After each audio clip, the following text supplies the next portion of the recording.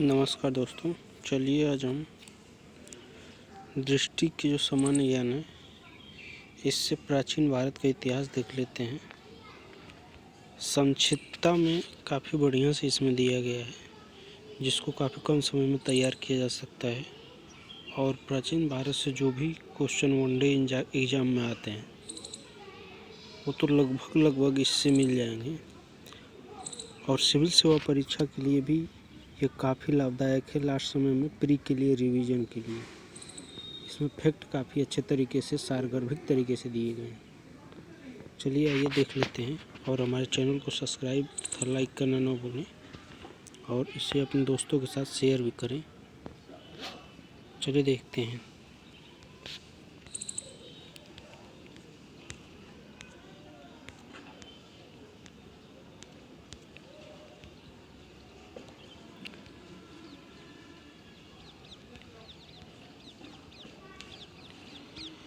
प्राचीन भारत के इतिहास के स्रोत। प्राचीन भारत के इतिहास के स्रोत अनेक और विविध प्रकार के। हम उन्हें दो श्रेणियों में विभाजित कर सकते हैं, एक साहित्यिक और दूसरा पुरातात्विक। साहित्यिक स्रोत जिसमें ब्राह्मण साहित्य। वेद भारत के प्राचीन ग्रंथ हैं जिनका संकलनकर्ता महर्षि कृष्ण देवपायन वेद व्यास को माना जाता है। वेदों की संख्या 4 है: ऋग्वेद, यजुर्वेद, सामवेद तथा अथर्ववेद। ऋग्वेद यह प्राचीनतम वेद माना जाता है। इसमें कुल 10 मंडल तथा 1028 सूक्त हैं। इस वेद के पढ़ने वाले ऋषि को होत्रु कहते हैं। ऋग्वेद का पहला एवं 10वां मंडल सबसे अंत में जोड़ा गया है। ऋग्वेद के तीसरे मंडल में सूर्य देवता शिववृत्ति को समर्पित प्रसिद्ध गायत्री मंत्र है। 9वें मंडल में देवता सोम का उल्लेख है तथा 10वें मंडल में चातुर्वर्ण व्यवस्था का उल्लेख है।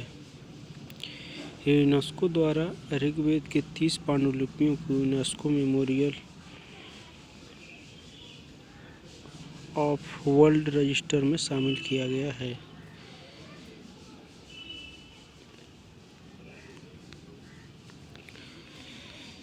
यजुर्वेद इसमें यज्ञों के नियमों एवं विधानों का संकलन मिलने के कारण इसे कर्मकांडीय वेद भी कहा जाता है। यजुर्वेद के 2 भाग हैं: शुक्ल यजुर्वेद, कृष्ण यजुर्वेद। शुक्ल यजुर्वेद केवल पद में है, जबकि कृष्ण यजुर्वेद गद्य एवं पद दोनों में है। शुक्ल यजुर्वेद को वाच्य नहीं संहिता कहा जाता है। यजुर्वेद के मंत्रों का उच्चारण करने वाला पुरोहित अर्धवायु कहलाता है। सामवेद सामवेद का अर्थ गाना होता है। सामवेद में मुख्यतः यज्ञों के अवसर पर गाए जाने वाले मंत्रों का संग्रह है। सामवेद से ही भारतीय संगीत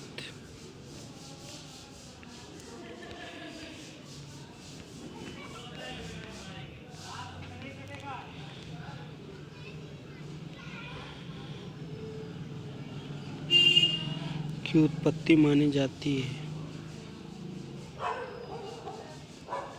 इस ग्रंथ में कुल 1875 ऋचाएँ हैं, जिनमें मूल रूप से 99 ऋचाएँ सामवेद की हैं। शेष ऋचाएँ ऋग्वेद से ली गई ऋचाएँ हैं। सामवेद के मंत्रों को गाने वाला उद्गाता कहलाता है। अथर्ववेद 3 वेदों के बाद अंत में इसकी रचना अथर्वा अथवा अंगिरस ऋषि द्वारा की गई, इसीलिए इसे अथर्वा अंगिरस वेद भी कहा जाता है। इसमें ब्रह्म ज्ञान, धर्म, औषधि प्रयोग, रोग निवारण, जादू टोना, तंत्र मंत्र आदि अनेक विषयों का वर्णन है। अथर्ववेद के मंत्रों का उच्चारण करने वाला पुरोहित बाह्य कहलाता है, यानी ब्राह्मण। नोट: इन चारों वेदों को संहिता कहा जाता है।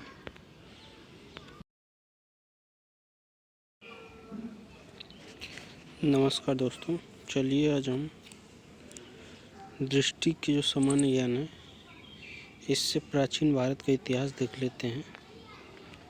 संक्षिप्तता में काफ़ी बढ़िया से इसमें दिया गया है, जिसको काफ़ी कम समय में तैयार किया जा सकता है।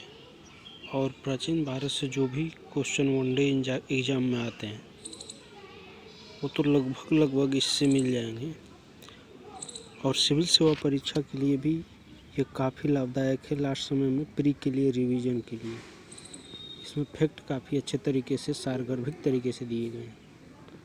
चलिए आइए देख लेते हैं, और हमारे चैनल को सब्सक्राइब तथा लाइक करना ना भूलें, और इसे अपने दोस्तों के साथ शेयर भी करें। चलिए देखते हैं।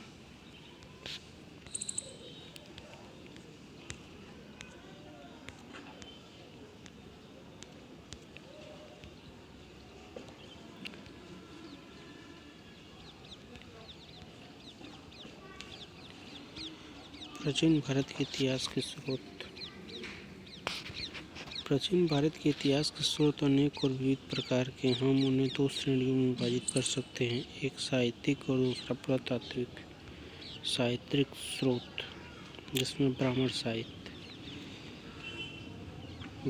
वेद भारत के प्राचीन ग्रंथ हैं, जिनका संकलनकर्ता महर्षि कृष्ण देवपायन वेद व्यास को माना जाता है। वेदों की संख्या 4 है: ऋग्वेद, यजुर्वेद, सामवेद तथा अथर्ववेद। ऋग्वेद यह प्राचीनतम वेद माना जाता है। इसमें कुल 10 मंडल तथा 1028 सूक्त हैं। इस वेद के पढ़ने वाले ऋषि को होत्रु कहते हैं। ऋग्वेद का पहला एवं 10वां मंडल सबसे अंत में जोड़ा गया है। ऋग्वेद के तीसरे मंडल में सूर्य देवता शिववृत्ति को समर्पित प्रसिद्ध गायत्री मंत्र है। 9वें मंडल में देवता सोम का उल्लेख है तथा 10वें मंडल में चातुर्वर्ण व्यवस्था का उल्लेख है। यूनेस्को द्वारा ऋग्वेद के 30 पांडुलिपियों को UNESCO memorial of world register में शामिल किया गया है।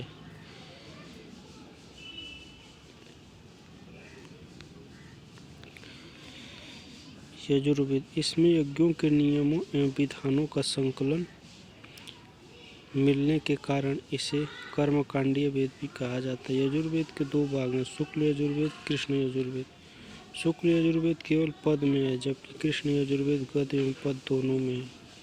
शुक्ल यजुर्वेद को वाच्य नहीं संहिता कहा जाता है। यजुर्वेद के मंत्रों का उच्चारण करने वाला पुरोहित अर्धवायु कहलाता है। सामवेद, सामवेद का अर्थ गाना होता है। सामवेद में मुख्यतः यज्ञों के अवसर पर गाए जाने वाले मंत्रों का संग्रह है। सामवेद से ही भारतीय संगीत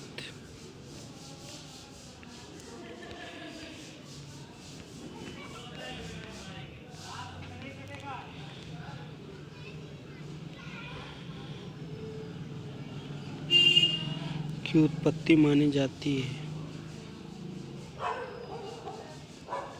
इस ग्रंथ में कुल 1875 ऋचाएँ हैं, जिनमें मूल रूप से 99 ऋचाएँ सामवेद की हैं। शेष ऋचाएँ ऋग्वेद से ली गई ऋचाएँ हैं। सामवेद के मंत्रों को गाने वाला उद्गाता कहलाता है।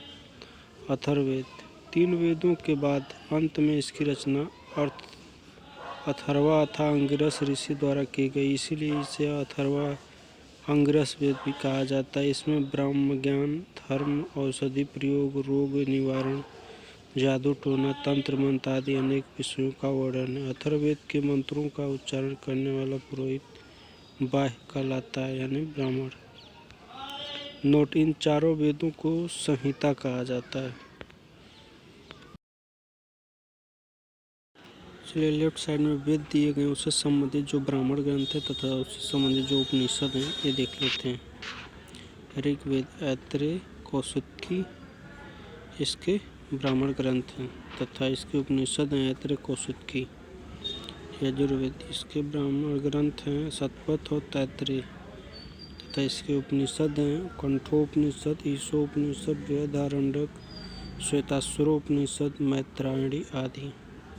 सामवेद, इसके ब्राह्मण ग्रंथ पंचविश, षणविश तथा इससे संबंधित उपनिषद है छंदोग्य उपनिषद, जैमिनी। अथर्ववेद, इसके ब्राह्मण ग्रंथ हैं गोपद तथा इसके उपनिषद हैं मुंडकोपनिषद, मांडुक्योपनिषद तथा प्रश्नोपनिषद।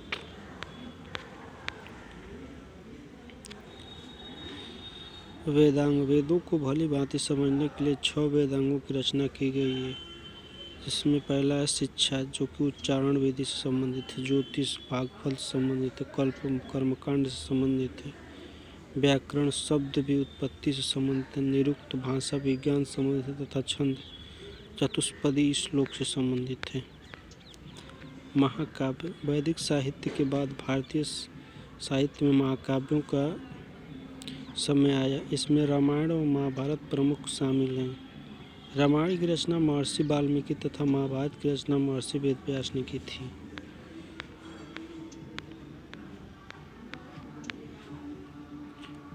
पुराण। पुराणों की संख्या 18। पुराणों के आदि संकलनकर्ता लोमहर्षि अथवा उनके पुत्र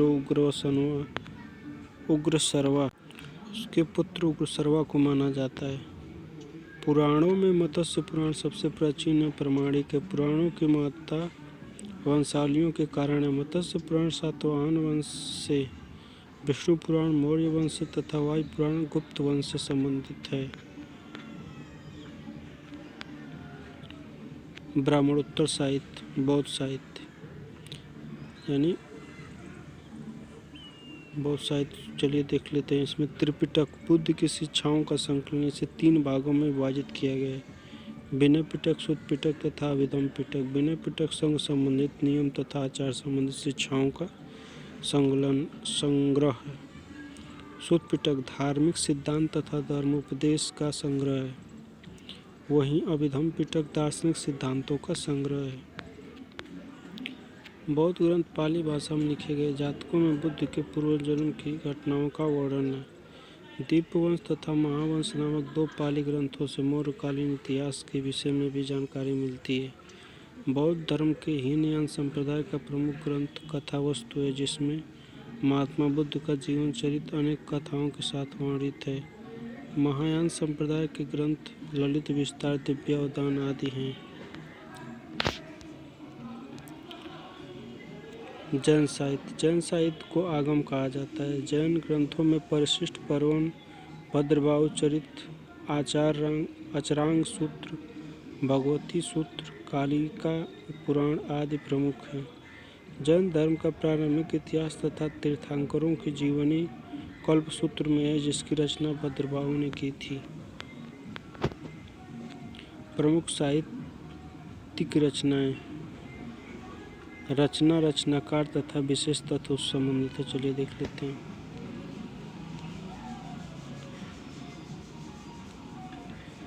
अष्टाध्यायी पाणिनि की रचना है, व्याकरण ग्रंथ है। मुद्रा राक्षस विशाखादत्त के मौर्य काल के बारे में पर्याप्त जानकारी मिलती है। इससे महाभाष्य अष्टाध्यायी पर टीका है, पतंजलि की है।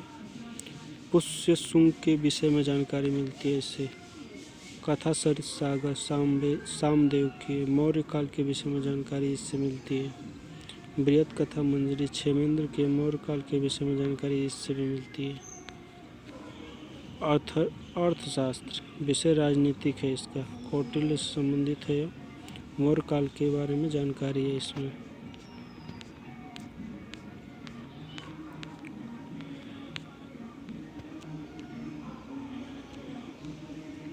नीति कामदक की नीति सार है, जो कि कामदक की गुप्तकालीन राजतंत्र पर केंद्रित है। मालविकाग्निमित्रम कालिदास की शुंग वंश के बारे में जानकारी है इसमें।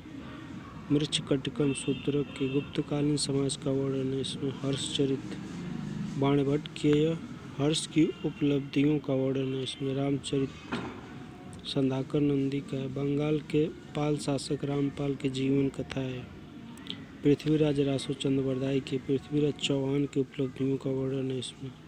राजतरंगिणी कल्हण की कश्मीर के राजवंशों की क्रमबद्ध जानकारी है इसमें। चलिए साहित्यकार कुछ और देख लेते हैं, जैसे हितोपदेश नारायण पंडित के, पंचतंत्र विष्णु शर्मा के। ये काफ़ी महत्वपूर्ण है, कई एग्जाम पूछे गए पंचतंत्र।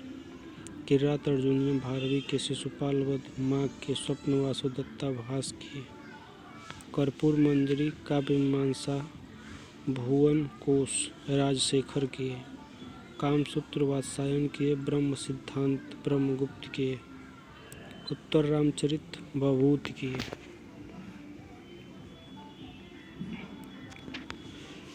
अमरकोश अमर सिंह के। मेघदूत ऋतुसंहार रघुवंश अभिज्ञान शकुंतलम कालिदास के। बृहत संहिता पच्च सिद्धांतिका वराहमिहिर के। सूर्य सिद्धांत आर्यभट्टियम आर्यभट्ट के।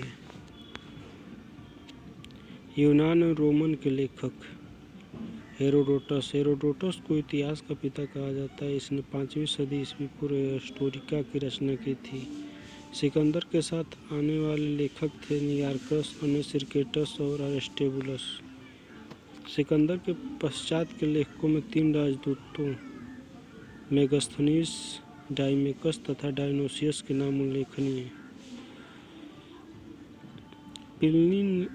प्लिनी इसने 1वीं सदी में नेचुरल हिस्ट्री नामक पुस्तक लिखी, जिसमें भारत के पशुओं, पौधों और खनिज पदार्थों की जानकारी मिलती है।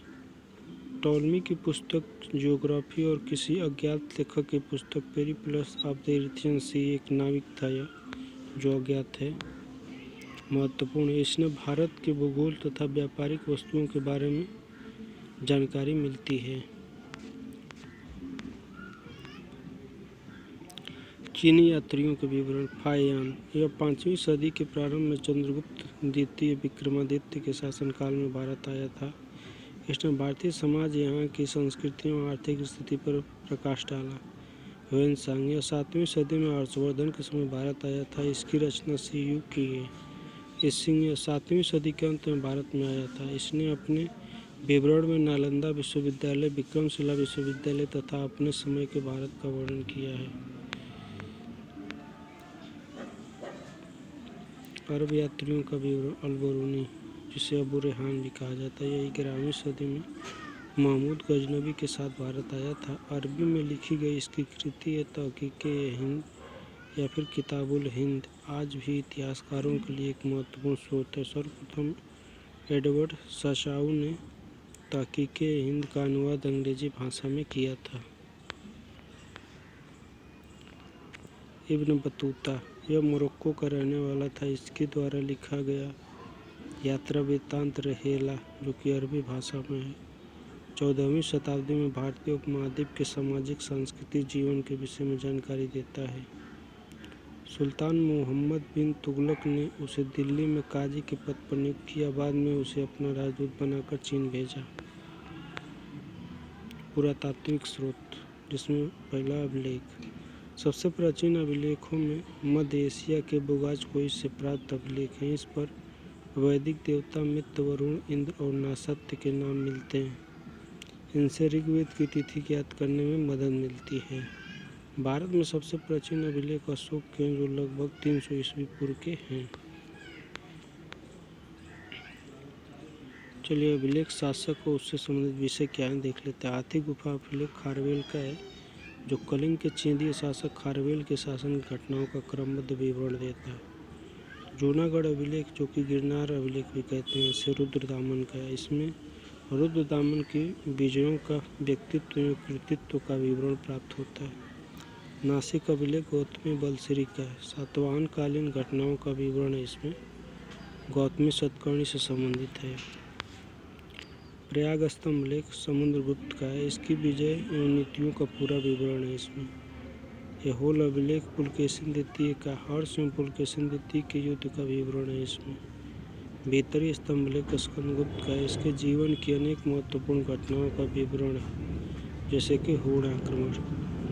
मदसौर अभिलेख मालवा नरेश यशोधर्मन का है। सैनिक उपलब्धियों का वर्णन है इसमें।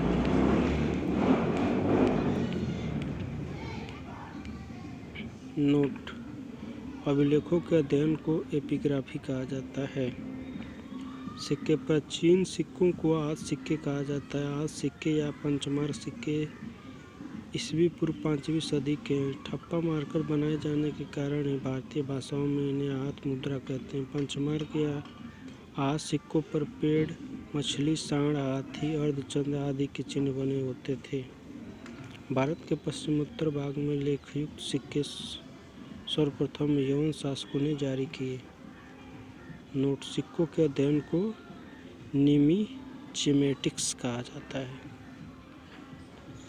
आइए कुछ इम्पोर्टेंट है, बॉक्स में देख लेते हैं। लेखक प्रणाली के आधार पर इतिहास को प्रागैतिहासिक काल, आधे ऐतिहासिक काल तथा ऐतिहासिक काल में बांटकर अध्ययन किया जाता है।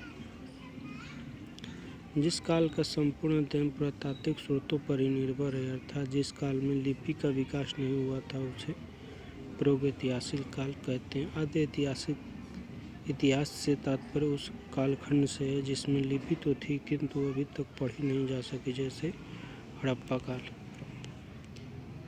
जिस काल में लिपि का विकास हो गया था और लेख प्रणाली परिपक्व हो चुकी थी उसे ऐतिहासिक काल कहते हैं, जैसे ऋग्वैदिक काल। प्रागैतिहासिक काल मानव सभ्यता के आरंभिक इतिहास को पूरा पाषाण काल, मध्य पाषाण काल तथा नव पाषाण काल के अंतर्गत विभाजित किया जाता है। पूरा पाषाण काल आरंभ से 10,000 ईस्वी पूर्व तक चला है। इसमें आग का आविष्कार तथा होमो सैपियंस यानी ज्ञानी मानव का उदय इस काल की दो महत्वपूर्ण घटनाएं हैं। पूरा पाषाण काल में स्थल भीमबेटका रायसेन जिला मध्य प्रदेश से अनेक चित्रित गुफाएं प्राप्त हुई।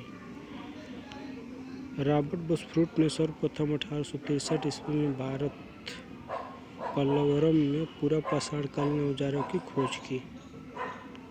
मध्य पाषाण काल 9,000 ईस्वी पूर्व से 4,000 ईस्वी पूर्व। मध्य पाषाण काल में पत्थरों के बहुत छोटे औजार माइक्रोलिथिक उपयोग में लाए जाने लगे थे। अस्थियों एवं सींग से निर्मित उपकरण भी इस काल से प्राप्त होते हैं। मध्य प्रदेश के आदमगढ़ तथा राजस्थान के बागौर नामक मध्य पाषाणिक स्थल से पशुपालन के प्राचीनतम साक्ष्य मिले हैं। नव पाषाण काल 7,000 ईस्वी पूर्व से 1,000 ईस्वी पूर्व। इस काल में कृषि कार्य प्रारंभ हुआ। फसलों में सर्वप्रथम गेहूँ और जौ उपजाए गए। कृषि का प्रारंभिक साक्ष्य मेहरगढ़ बलूचिस्तान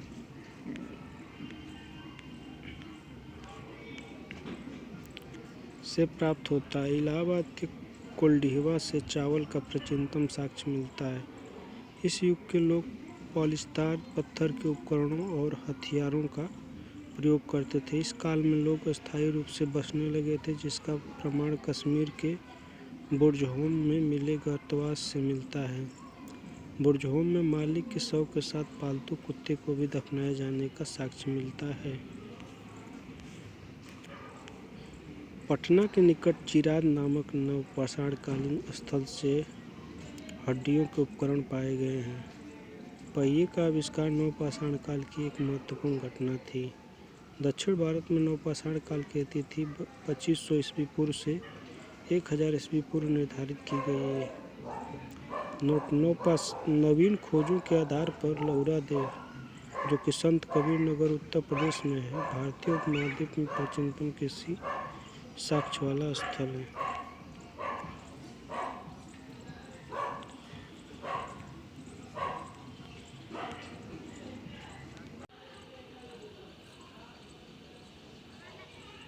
ताम्र पाषाणिक संस्कृतियाँ। नवपाषाण युग का अंत होते होते धातुओं का इस्तेमाल शुरू हो गया था।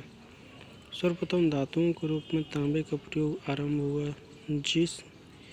जिन संस्कृतियों का उद्भव पत्थर और तांबे के उपकरणों का साथ साथ प्रयोग करने के कारण हुआ, उन्हें ताम्र पाषाणिक अर्थात कैल्कोलिथिक संस्कृति कहते हैं। ताम्रपाषाण संस्कृतियों में आहार संस्कृति, जो कि राजस्थान के प्रतिनिधित्व स्थल आहार का प्राचीन नाम ताबवंती है। मालवा संस्कृति से संबंधित नवादा टोली से कृषि फसलों के साक्ष्य मिले हैं। इनाम गांव तथा दैमाबाद जोरवे संस्कृति से संबंधित प्रमुख स्थल हैं। दैमाबाद से भारी मात्रा में कांसे की वस्तुएं मिली हैं। चित्रित मृत भांडों का उपयोग भी सर्वप्रथम ताम्रपाषाण काल में ही शुरू हुआ। महापाषाणिक संस्कृतियाँ। नवपाषाण की समाप्ति के पश्चात दक्षिण भारत में महापाषाणिक संस्कृतियों का उद्भव हुआ। इनमें लोग मृतकों के अवशेषों को सुरक्षित रखने के लिए बड़े बड़े पत्थरों का प्रयोग करते थे। आंध्र प्रदेश, कर्नाटक, तमिलनाडु और केरल के विभिन्न पुरास्थलों से इस प्रकार की समाधियाँ मिली हैं। सिंधु घाटी सभ्यता यानी सिंधु सभ्यता। रेडियो कार्बन C14 जैसी नवीन विश्लेषण पद्धति के आधार पर सिंधु सभ्यता की सर्वमान्य तिथि 2500 ईस्वी पूर्व से 1750 ईस्वी पूर्व मानी गई है। यह नवीनीकृत तथा कांस्ययुगीन सभ्यता थी। यह नगरीकृत तथा कांस्ययुगीन सभ्यता थी। हड़प्पा सभ्यता का विस्तार उत्तर में मांडा जम्मू कश्मीर जो कि चिनाब नदी पर है, दक्षिण में दैमाबाद जो कि महाराष्ट्र में प्रवरा नदी पर है, पूर्व में आलमगीरपुर जो कि मेरठ में हिंडन नदी पर है, तथा पश्चिम में सुतकांगेडोर जो कि बलूचिस्तान के दशक नदी तक का था। स्वतंत्रता प्राप्ति के पश्चात हड़प्पा सभ्यता के सर्वाधिक स्थल गुजरात में खोजे गए हैं। नगर निर्माण योजना। सिंधु घाटी की प्रमुख विशेषता इसकी नगर निर्माण योजना है। नगर ग्रिड पद्धति पर बसे थे तथा सड़कें एक दूसरे को समकोण पर काटती थीं। धौलावीरा एक ऐसा नगर था जो 3 भागों में विभाजित था: दुर्ग, मध्य नगर और निचला नगर। कालीबंगा का अर्थ है काले रंग की चूड़ियाँ। कालीबंगा एकमात्र हड़प्पा कालीन स्थल था जिसका निचला शहर भी दीवार से घिरा हुआ है। कालीबंगा से अलंकृत ईंट तथा लकड़ी की नाली के साक्ष्य मिले हैं। चौंदड़ो एकमात्र ऐसा स्थल है जहाँ से वक्राकार ईंट मिली है, परंतु यहाँ किलेबंदी के साक्ष्य नहीं मिले हैं। मोहनजोदड़ो से विशाल स्नानागार प्राप्त हुआ है जिसका उपयोग संभवतः धार्मिक अनुष्ठान के लिए किया जाता था। स्नानागार का जलाशय 11.88 मीटर लंबा, 7.01 मीटर चौड़ा और 2.43 मीटर गहरा है। मोहनजोदड़ो की सबसे बड़ी इमारत है अन्ना कोठार। सिंधु सभ्यता के नगरों में किसी मंदिर के अवशेष नहीं मिले हैं। आर्थिक क्रियाकलाप। सिंधु सभ्यता में कृषि संगठित रूप से की जाती थी तथा अधिशेष उत्पादन होता था। यहाँ गेहूँ, जौ, कपास इत्यादि की खेती होती थी। कालीबंगा से जुड़े हुए खेत तथा हल के प्रतिकृति के साक्ष्य प्राप्त हुए हैं। सबसे पहले कपास पैदा करने का श्रेय सिंधु सभ्यता के लोगों को है। लोथल में रंगपुर से धान की भूसी के साक्ष्य मिला है। यद्यपि हड़प्पा संस्कृति कांस्य युगीन संस्कृति थी, तथापि अधिकांश औजार पत्थर से ही बनते थे। हड़प्पा लोग गाय, भैंस, बकरी, बैल, भेड़ इत्यादि पशु पालते थे। कुबड़ वाला शण विशेष महत्व का था। सिंधु सभ्यता सुकेंद्रित नहीं थी, हालांकि सुरकोटदा से घोड़े का अवशेष प्राप्त हुआ है। लोथल से एक गोदीवाड़ा प्राप्त हुआ है। चौंदड़ो लोथल में मनका बनाने का कारखाना था। सिंधु सभ्यता में लेन देन के लिए वस्तु विनिमय प्रणाली प्रचलित थी। हड़प्पावासी माप तौल के लिए 16 या उसके आवर्तकों को व्यवहार में लाते थे।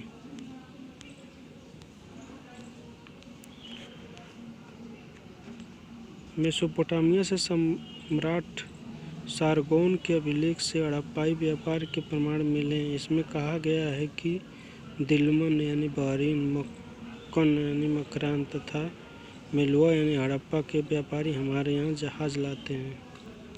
तो हड़प्पा सभ्यता को मेलुआ सभ्यता भी कहा जाता है। हड़प्पा काल में आयातित प्रमुख वस्तुएं सोना कर्नाटक, अफगानिस्तान तथा ईरान से प्राप्त होती थी। चांदी ईरान, अफगानिस्तान से प्राप्त होती थी। लाजवर्द बदख्शा अफगानिस्तान से मिलता था। गोमेद सौराष्ट्र से आता था। सेलखड़ी बलूचिस्तान तथा राजस्थान से। तांबा खेतड़ी राजस्थान, ओमान, बलूचिस्तान से आता था। टीन ईरान, अफगानिस्तान से आयातित किया जाता था। सामाजिक और राजनीतिक जीवन। हड़प्पाई समाज मात्र सत्तात्मक प्रतीत होता है। हड़प्पाई राजनीतिक स्वरूप का कोई स्पष्ट ज्ञान हमें नहीं है। संभवतः वणिक समुदाय शासन चलाते थे। मृतकों के संदर्भ में पूर्ण समाधिकरण, आंशिक समाधिकरण तथा दाह संस्कार तीनों प्रचलित थे। हड़प्पा से R737 कब्रिस्तान मिला है। लोथल तथा कालीबंगा से युग्मित सावधान प्राप्त हुए हैं जिसमें सती प्रथा के प्रचलन का आभास मिलता है। धार्मिक मान्यता। एक हड़प्पाई मूर्तिका में स्त्री के गर्भ से पौधे को निकलते हुए दिखाया गया। यह इस बात का प्रमाण है कि हड़प्पाई लोग धरती को उर्वरता की देवी समझते थे। सिंधु सभ्यता में वृक्ष पूजा तथा पशु पूजा का भी प्रचलन था। वास्तविक चिन्ह संभवतः हड़प्पा सभ्यता की देन है। स्वास्तिक चिन्ह संभवतः हड़प्पा सभ्यता की देन है।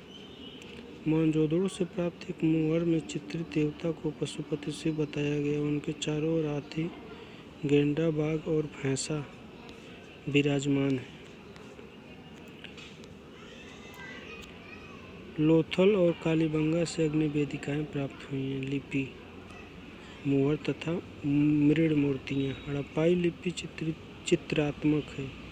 यह लिपि दाईं से बाईं ओर लिखी जाती थी। जब अभिलेख एक से अधिक पंक्ति का होता था तो पहली पंक्ति दाईं से बाईं ओर तथा दूसरी पंक्ति बाईं से दाईं तरफ लिखी जाती थी। इसे वेस्टफेदन शैली कहा जाता है। मुहरें मुख्यतः वर्गाकार थीं और सेलखड़ी की बनी होती थीं। मुहरें में सर्वाधिक संख्या में एक श्रृंगीय पशु की आकृति मिलती है। मोहनजोदड़ो से एक कांस्य से निर्मित नर्तकी की मूर्ति मिली है। सिंधु प्रदेश से भारी संख्या में आग में पकी मिट्टी की मूर्तिकाएँ, जिन्हें टेराकोटा कहा जाता है, प्राप्त हुई हैं।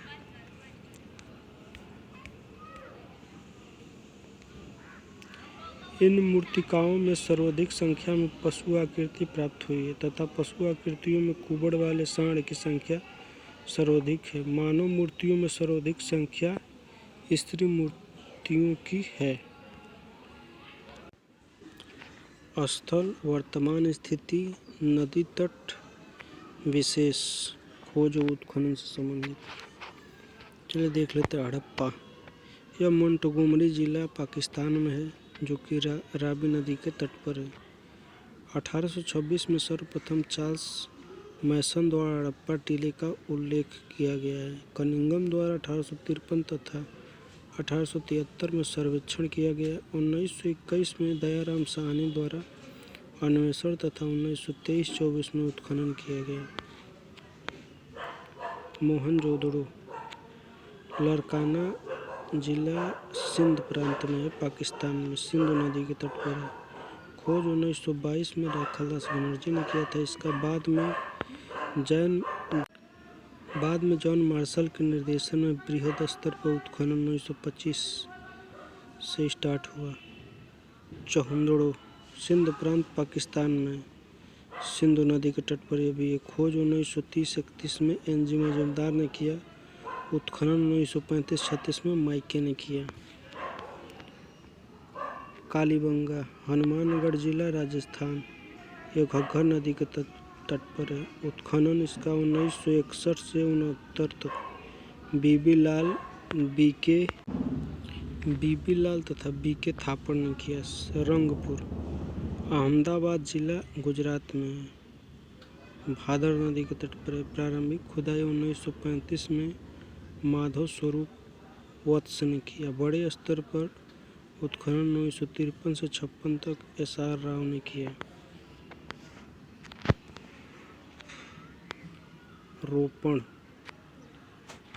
रोपण जिला, पंजाब में, सतलज नदी के तट पर है। खोज 1950 में BB लाल ने किया तथा उत्खनन 1953 से 56 तक यज्ञदत्त शर्मा ने किया। लोथल, अहमदाबाद जिला, गुजरात में, भोगवा नदी के तट पर।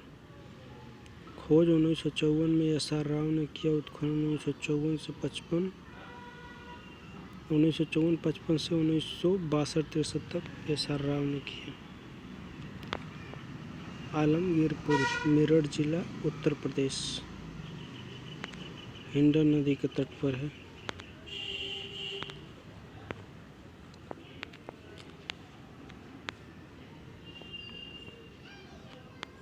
खोज 1958 में यज्ञदत्त शर्मा ने किया तथा उत्खनन यज्ञदत्त शर्मा ने कराया। सूतकांगेडोर, पाकिस्तान में है, यह मकराना में है, समुद्र के किनारे है एकदम। उत्खनन 1927-28 में ओरल स्टाइन ने किया। बनावली, फतेहाबाद जिला, हरियाणा में, सरस्वती नदी के किनारे। उत्खनन 1974 से 77 तक RS बिष्ट ने किया। धौलावीरा, कच्छ जिला, गुजरात में। खोज जगपति जोशी ने 1967-68 में किया। उत्खनन 1989 से 91 SR बिष्ट ने किया। RS बिष्ट, SR बिष्ट बार।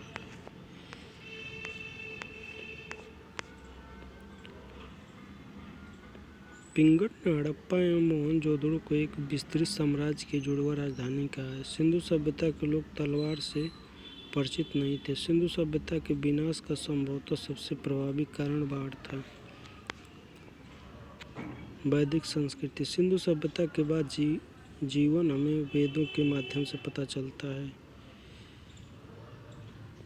इसीलिए इसे सिंधु सभ्यता के बाद का जीवन हमें वेदों के माध्यम से पता चलता है, इसीलिए इसे वैदिक संस्कृति कहते हैं। चूँकि आर्यों को इस संस्कृति का संस्थापक माना जाता है, इसीलिए इसे आर्य संस्कृति भी कहते हैं। यह एक ग्रामीण संस्कृति थी। मैक्स मुलर ने आर्यों का मूल निवास मध्य एशिया को माना है। वैदिक काल को दो भागों में ऋग्वेदिक जो कि 1500 से 1000 ईस्वी पूर्व तथा उत्तर वैदिक काल 1000 ईस्वी पूर्व से 600 ईस्वी पूर्व में विभाजित किया जाता है।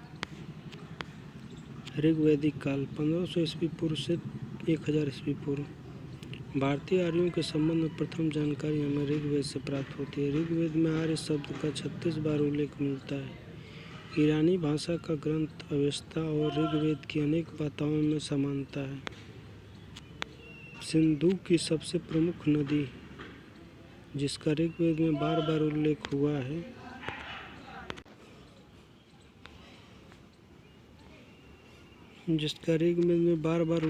है, उनके द्वारा उल्लेखित दूसरी नदी है सरस्वती, जिसे नदीतमा अर्थात सर्वश्रेष्ठ नदी कहा गया है। ऋग्वेद में गंगा का 1 बार और यमुना का उल्लेख 3 बार हुआ है।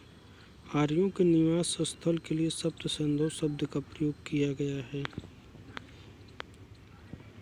ऋग्वेदिक नदियाँ, इसका प्राचीन नाम आधुनिक नाम देख लेते हैं। तो बितास्ता का प्राचीन नाम तो बितास्ता था, इसका आधुनिक नाम झेलम है। अस्कनी को चिनाब कहा जाता है। परोशनी को रावी, पिपासा को ब्यास, सदानीरा को गंडक, शतुद्री को सतलज। राजनीतिक व्यवस्था। आर्यों की प्रशासनिक इकाई आरोही क्रम में इस प्रकार थी। कुल, ग्राम, विस, जन। कुल के प्रमुख कुलपति, ग्राम के मुखिया ग्रामीण, विस के प्रधान विसपति और जन, इसे कबीला कहते हैं, के प्रमुख राजन कहलाते थे। कबीले के प्रधान को सीमित अधिकार प्राप्त थे। संभवतः कबीले की आम सभा सीमित राजन या फिर राजा के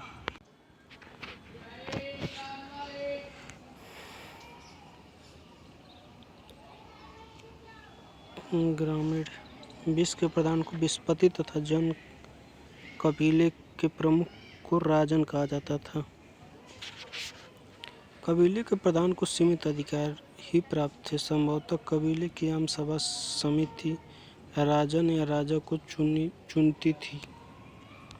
सभा और समिति दोनों ऋग्वेद काल की राजतंत्रात्मक संस्थाएं मानी जाती हैं, जो राजा को सलाह देती थी। सभा श्रेष्ठ और संभ्रांत लोगों की संस्था थी और समिति सामान्य लोगों की। समिति का अध्यक्ष ईशान कहलाता था। स्त्रियां सभा और समिति में भाग ले सकती थीं। दैनिक प्रशासन में कुछ अधिकार राजा की मदद करते थे, जिनमें सैनिक और पुरोहित प्रमुख थे। जनता स्वेच्छा से राजा को उसका अंश दे देती थी। इस अंश को बलि कहा गया है।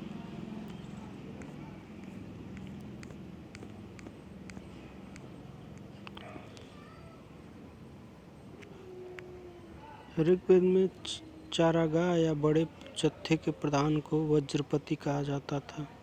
ऋग्वेद दुर्गपति के लिए पूरब तथा गुप्तचर के लिए अस्पश शब्द का प्रयोग किया गया है। उग्र नामक अधिकारी अपराधियों को पकड़ने का कार्य करता था। युद्ध में कबीले का नेतृत्व राजा करता था। युद्ध के लिए ऋग्वेद में गविष्ठ शब्द का प्रयोग किया गया है, जिसका अर्थ है गायों की खोज।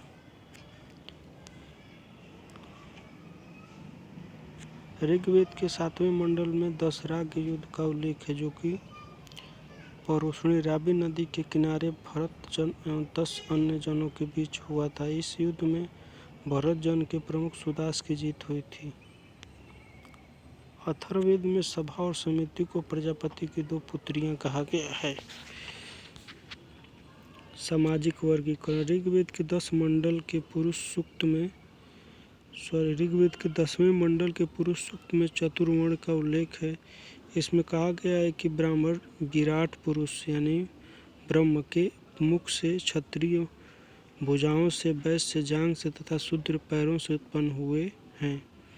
समाज पितृसत्तात्मक था, किंतु महिलाओं की स्थिति भी सम्मानजनक थी। स्त्रियां अपने पति के साथ यज्ञों में आहुति दे सकती थीं।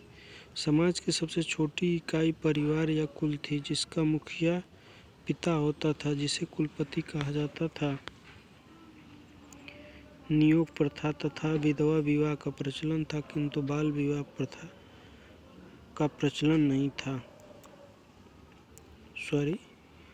नियोग तथा विधवा विवाह का प्रचलन था, किंतु बाल विवाह पर्दा प्रथा का प्रचलन नहीं था। आजीवन अविवाहित रहने वाली महिला को अमांजू कहा जाता था। ऋग्वेद में लोपामुद्रा, घोषा, अपाला, विश्वारा जैसी विदुषी महिलाओं का उल्लेख है। ऋग्वेद में वनस्पतियों से सोम रस बनाने की विधि का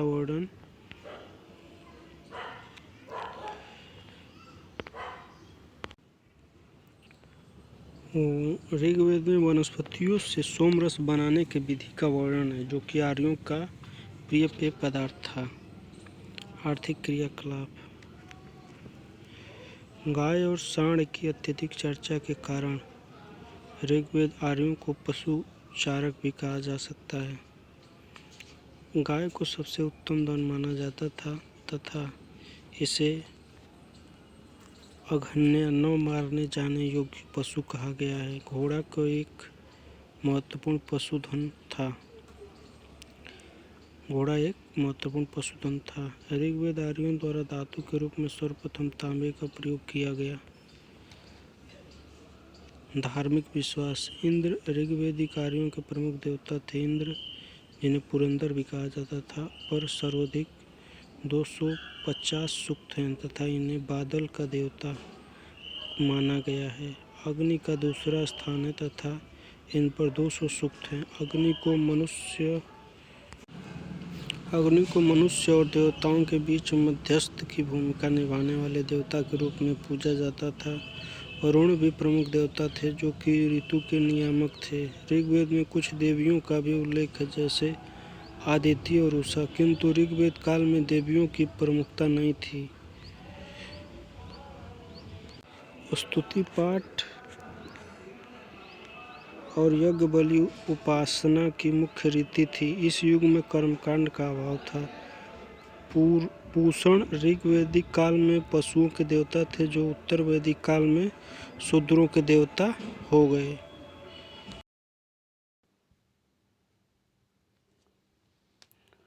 उत्तर वैदिक काल 1000 ईस्वी पूर्व से 600 ईस्वी पूर्व तक था। उत्तर वैदिक काल से संबंधित जानकारी हमें सामवेद, यजुर्वेद, अथर्ववेद, ब्राह्मण ग्रंथ, आरण्यक, उपनिषद से प्राप्त होते हैं। इस काल में आर्यजनों का पंजाब से आगे गंगा यमुना से लेकर दक्षिण सदा नीरा यानी गंडक तक विस्तार हो गया।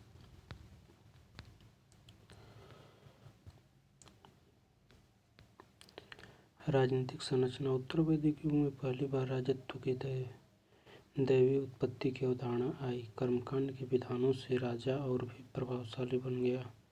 राजसूय यज्ञ, अश्वमेध यज्ञ तथा वाजपेय यज्ञ के माध्यम से राजा की शक्ति और महिमा बढ़ी।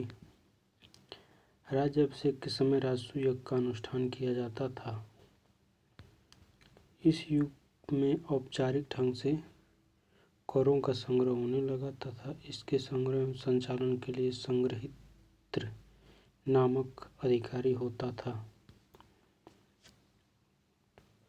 आइए देख लेते हैं बॉक्स में कुछ इम्पोर्टेंट है। दिशा उत्तर वैदिक कालीन शब्दावलियों में तथा राजा का नाम। पश्चिम को उत्तर वैदिक कालीन शब्द में प्रतीची कहते थे, जहाँ का राजा स्वराट कहलाता था।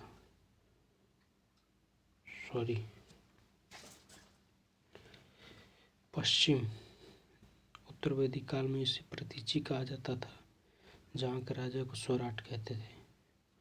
पूर्व उत्तर वैदिक काल में इसे प्राची कहा जाता था। पूर्व को यहाँ के राजा का नाम था सम्राट। उत्तर वैदिक काल में इसे उदीची कहते थे, जहाँ के राजा का नाम विराट था। मध्य में राजा को राजाई कहा जाता था, दक्षिण में राजा को भोज कहा जाता था। सामाजिक संगठन। उत्तर वैदिक कालीन समाज ब्राह्मण, क्षत्रिय, वैश्य तथा शूद्र 4 वर्णों में विभक्त था। समाज पितृसत्तात्मक बना रहा तथा महिलाओं की स्थिति में तुलनात्मक रूप से गिरावट आई। इस काल में गोत्र प्रथा प्रतिष्ठित हुई तथा एक गोत्र में विवाह को निषिद्ध किया गया। आश्रम व्यवस्था का आरंभ हो गया था, किंतु चौथा आश्रम अर्थात संन्यास वैदिक युग में प्रतिष्ठित नहीं हुआ था।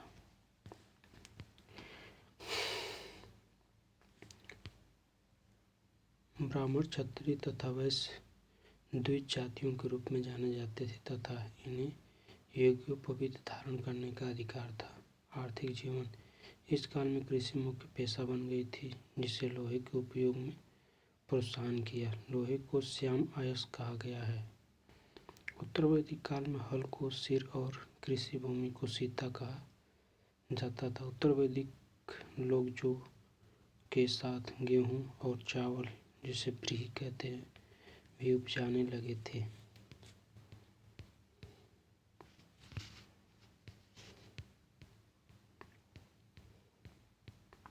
कृषि उत्पाद एवं पशुओं का व्यापार होता था। आदान प्रदान के लिए वस्तु विनिमय प्रणाली प्रचलित थी।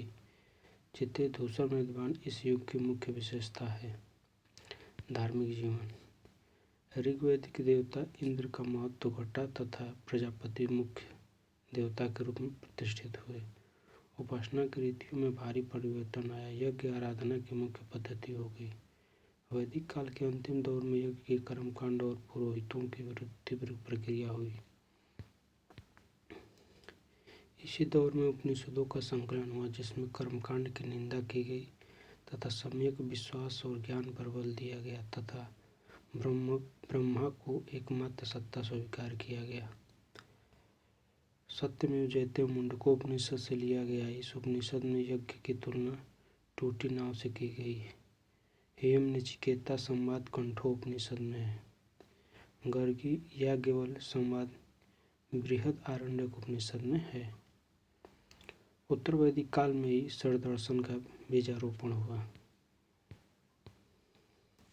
6ठी सदी ईस्वी पूर्व के धार्मिक आंदोलन। 6ठी सदी ईस्वी पूर्व के उत्तरार्ध में मध्य गंगा के मैदान में अनेक धार्मिक संप्रदायों का उदय हुआ, जिनमें जैन और बौद्ध सर्वाधिक महत्वपूर्ण संप्रदाय थे। जैन धर्म। जैन परंपरा के अनुसार उनके धर्म में 24 तीर्थंकर हुए, जिनमें ऋषभदेव प्रथम, पार्श्वनाथ 23वें तथा महावीर 24वें तीर्थंकर थे। जैन तीर्थंकरों के नाम एवं क्रम तथा प्रतीक चिन्ह। तो ऋषभदेव सबसे पहले थे।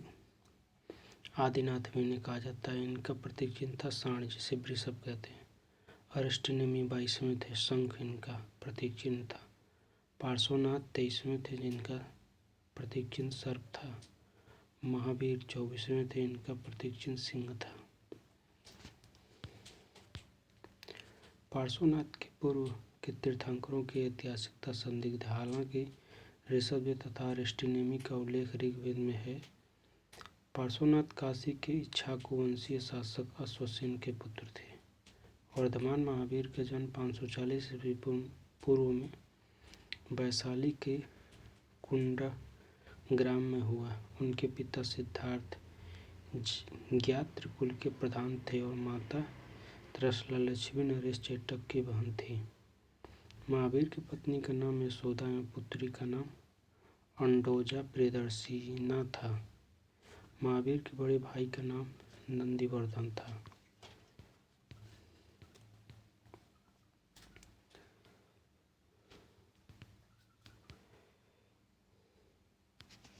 महावीर ने 30 वर्षों की अवस्था में गृह त्याग दिया तथा 12 वर्षों की कठिन तपस्या के बाद जृंभिक ग्राम के समीप ऋजुपालिका नदी के तट पर साल वृक्ष के नीचे उन्हें केवल्य की प्राप्ति हुई। ज्ञान प्राप्ति के बाद महावीर केवलीन जीन विजेता आहार योग्य निर्ग्रंथ बंधन रहित कहलाए। बौद्ध साहित्य में महावीर को निगंठ नाथ पुत्र कहा गया है। महावीर ने अपने उपदेश प्राकृत भाषा में दिए। महावीर के प्रथम अनुयायी उनके जमाता प्रियदर्शना के पति जमाली बने। महावीर ने अपने अनुयायियों को 11 गणों समूहों में विभाजित किया था तथा प्रत्येक गण को एक प्रमुख शिष्य गणधर के नेतृत्व में रखा। आर्य सुधर्मा अकेला गणधर था जो महावीर की मृत्यु के बाद भी जीवित रहा। जैन धर्म के 5 व्रत हैं: अहिंसा यानी हिंसा न करना, अमृषा झूठ न बोलना, औचर्य चोरी न करना, अपरिग्रह संपत्ति अर्जित नहीं करना तथा ब्रह्मचर्य इंद्रिय निग्रह करना। शुरुआत के 4 व्रत पार्श्वनाथ के समय से ही चले आ रहे थे तथा 5वां व्रत महावीर ने जोड़ा। जैन धर्म में मुख्यतः सांसारिक बंधनों से छुटकारा पाने के उपाय बताए गए हैं जो कि सम्यक ज्ञान, सम्यक ध्यान और सम्यक आचरण से प्राप्त किया जा सकता है। इसे ही जैन त्रिरत्न कहा जा गया है। उनके अनुसार पूर्व जन्म के कर्म के अनुसार ही किसी का जन्म उच्च या निम्न कुल में होता है। जैन धर्म अनिश्वरवादी है। स्यादवाद या सप्तभंगी नय जैन धर्म का महत्वपूर्ण दर्शन है जो ज्ञान की सापेक्षता की बात करता है। कालांतर में जैन धर्म को 2 संप्रदायों में बांटा गया: श्वेतांबर यानी सफ़ेद वस्त्र धारण करने वाला तथा दिगंबर नग्न रहने वाला। एक परंपरा के अनुसार महावीर के निर्वाण के 200 वर्षों बाद मगध में भारी अकाल पड़ा। फिर प्राण बचाने बहुत से जैन भद्रबाहु के नेतृत्व में दक्षिण चले गए। यह दक्षिण जैन दिगंबर कहलाए तथा जो स्थूलभद्र के नेतृत्व में मगध में ही रह गए श्वेतांबर जैन कहलाए। श्वेतांबर परंपरा के अनुसार 19वें तीर्थंकर मल्लिनाथ स्त्री हैं जबकि दिगंबर इन्हें पुरुष मानते हैं। प्रथम जैन संगति पाटलिपुत्र में स्थूलभद्र की अध्यक्षता में संपन्न हुई। एक अन्य जैन संगति गुजरात के वल्लभी नामक स्थान पर देववर्धी श्रवण की अध्यक्षता में 6वीं शताब्दी में संपादित हुई। इसी सम्मेलन में प्राकृत भाषा में जैन ग्रंथों का संकलन हुआ। जैन धर्म का प्राचीनतम साहित्य पूर्वा कहलाता है जिसकी संख्या 14 थी। कालांतर में इसका संकलन आगम के रूप में हुआ जिसकी संख्या 46 है। प्रमुख जैन ग्रंथों में हेमचंद रचित परिशिष्ट पर्वन और हरिभद्र सूरि रचित अनेकांत विजय इत्यादि महत्वपूर्ण हैं।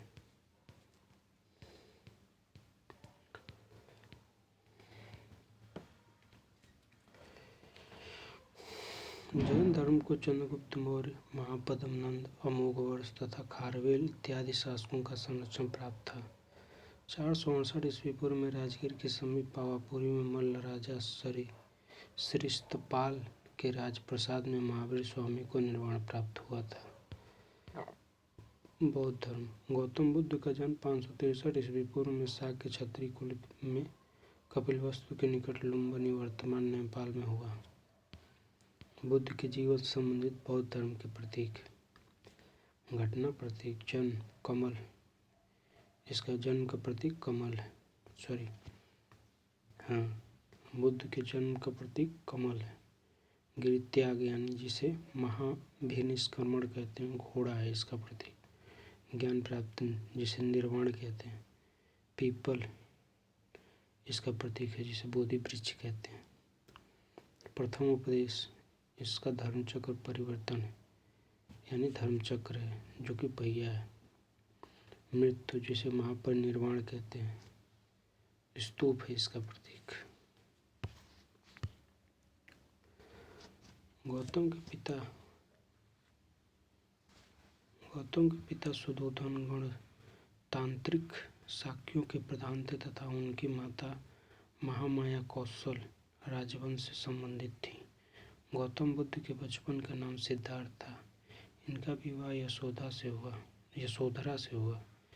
इनके पुत्र का नाम राहुल था। 29 वर्ष की अवस्था में सिद्धार्थ ने गृह त्याग, जिसे महाविनिष्क्रमण कहा जाता है, दिया था। गृह त्याग करने के बाद सिद्धार्थ ने वैशाली में अलार कलाम से सांख्य दर्शन की शिक्षा ग्रहण की, जो उनके प्रथम गुरु बने। इसके पश्चात उन्हें राजगीर में रुद्रक रामपुत्र से शिक्षा ग्रहण की। कठिन तपस्या के बाद वैशाख पूर्णिमा की रात निरंजना, जिसे फाल्गुना भी कहते हैं, नदी के किनारे पीपल वृक्ष के नीचे 35 वर्ष की आयु में सिद्धार्थ को ज्ञान प्राप्त हुआ, यानी निर्वाण प्राप्त हुआ। ज्ञान प्राप्ति के पश्चात सिद्धार्थ बुद्ध कहलाए और जिस स्थान पर उन्हें ज्ञान प्राप्त हुआ वह बोधगया कहलाया।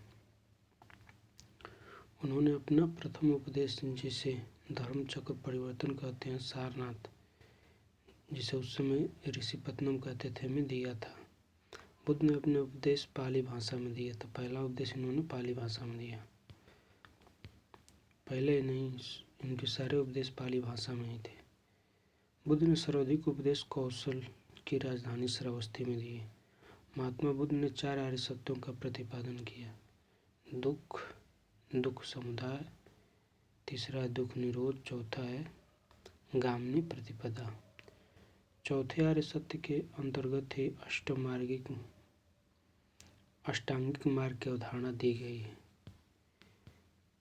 बुद्ध धम्म एवं संघ बौद्ध त्रिरत्न है। बौद्ध धर्म ईश्वर और आत्मा में विश्वास नहीं करता है, इसीलिए इसे अनिश्वरवादी और अनात्मावादी कहा गया है। किंतु बौद्ध धर्म पुनर्जन्म में विश्वास करता है। बौद्ध धर्म का प्रमुख सिद्धांत प्रतिसमुत्पाद है, जिसका अर्थ है कि किसी वस्तु के होने पर किसी अन्य वस्तु की उत्पत्ति होती है। बौद्ध सिद्धांत क्षणभंगवाद के अनुसार सृष्टि नश्वर है।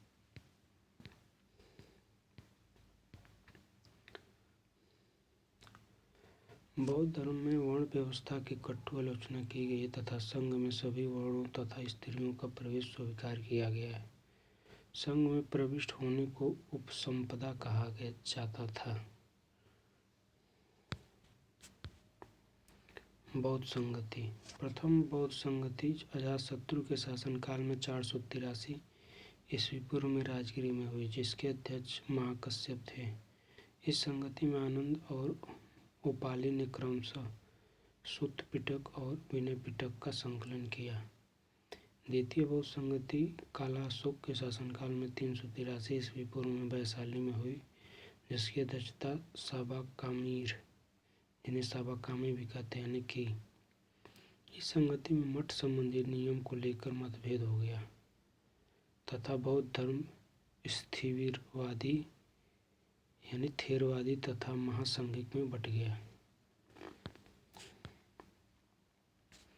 तृतीय बौद्ध संगति अशोक के समय 250 ईस्वी पूर्व में पाटलिपुत्र में हुई। इसके अध्यक्ष मुंगलीपुत्तिस थे।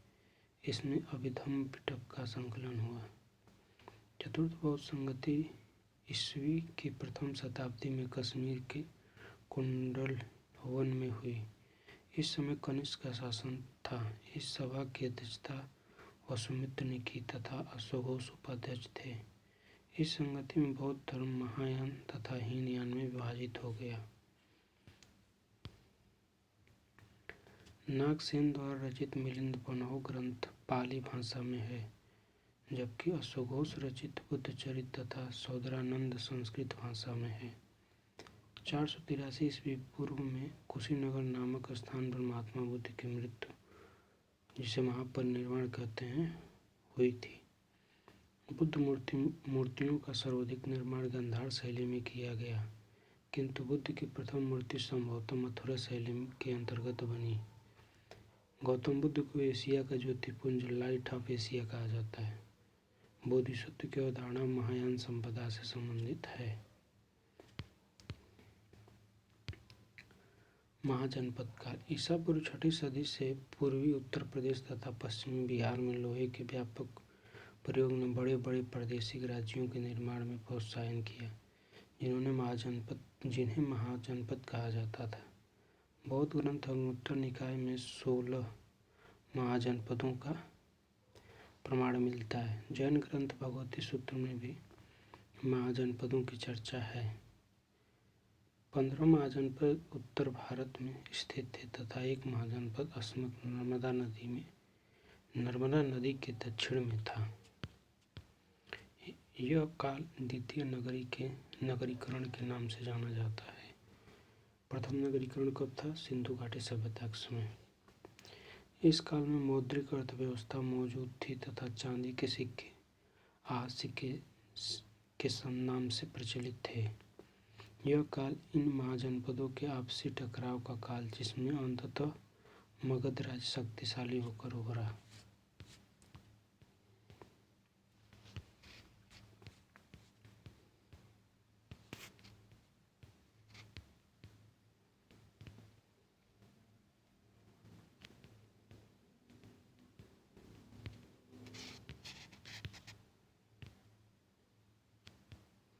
आइए महाजनपद तथा उसकी राजधानियाँ देख लेते हैं। उस समय उनकी राजधानियाँ क्या थी? तो काशी की राजधानी थी वाराणसी। कौशल की थी श्रावस्ती, जिसे अयोध्या कहते हैं, फैजाबाद मंडल में। अंग चंपा थी, इस समय भागलपुर मुंगेर में पड़ता है। मगध राजगिरी या फिर गिरिब्रज जिसे कहते हैं, दक्षिणी बिहार में है। वज्जी, इसकी राजधानी वैशाली थी जो उत्तर बिहार में पड़ता है इस समय। मल्ल कुशीनगर, इसकी प्रथम भाग एवं पावा द्वितीय भाग। पूर्वी उत्तर प्रदेश का गोरखपुर देवरिया क्षेत्र इसमें आता है, पावा में। इसकी दो राजधानियाँ यानी थी मल्ल की, कुशीनगर एवं पावा।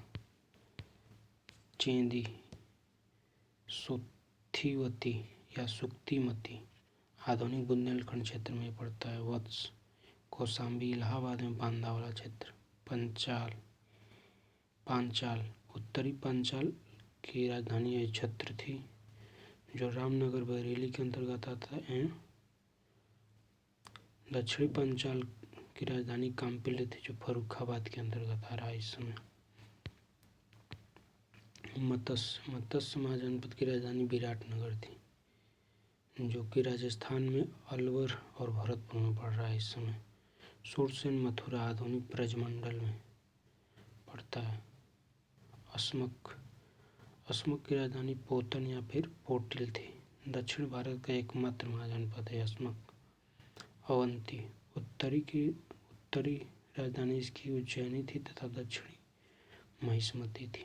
गंधार, इसकी राजधानी तक्षशिला थी जो कि पेशावर तथा रावलपिंडी में पड़ता था इस समय, जो पाकिस्तान में है।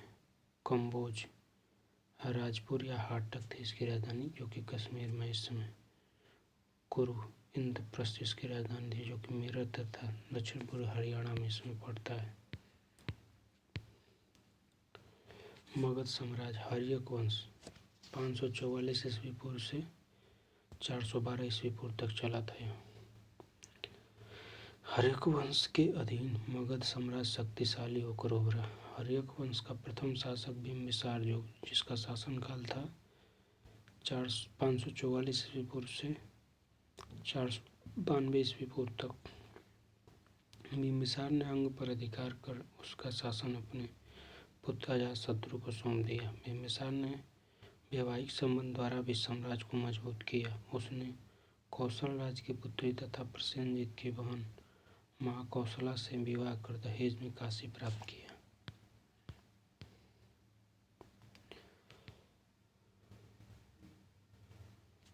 उसने दूसरा विवाह वैशाली की लिच्छवी राजकुमारी चिलना से किया जिसने अजातशत्रु को जन्म दिया। तीसरा विवाह मद्र कुल के प्रधान की पुत्री क्षेमा से किया। मगध की असली शत्रुता अवंती से थी जिसका राजा चंडप्रद्योत महासेन था। बाद में दोनों में मित्रता हो गई तथा प्रद्योत की चिकित्सा के लिए बिंबिसार ने अपने राजवैद्य जीवक को भेजा। मगध की पहली राजधानी राजगिरी थी जिसे गिरिब्रज कहा जाता था। 492 ईस्वी पूर्व में अपने पिता की हत्या कर अजातशत्रु जिसे कुंडिक कुड़िक कहते हैं, मगध पर की गद्दी पर बैठा। अजातशत्रु ने लंबे संघर्ष के बाद काशी तथा वज्जी को अपने साम्राज्य में मिला लिया। वत्सकार अजातशत्रु का मंत्री था। वत्सकार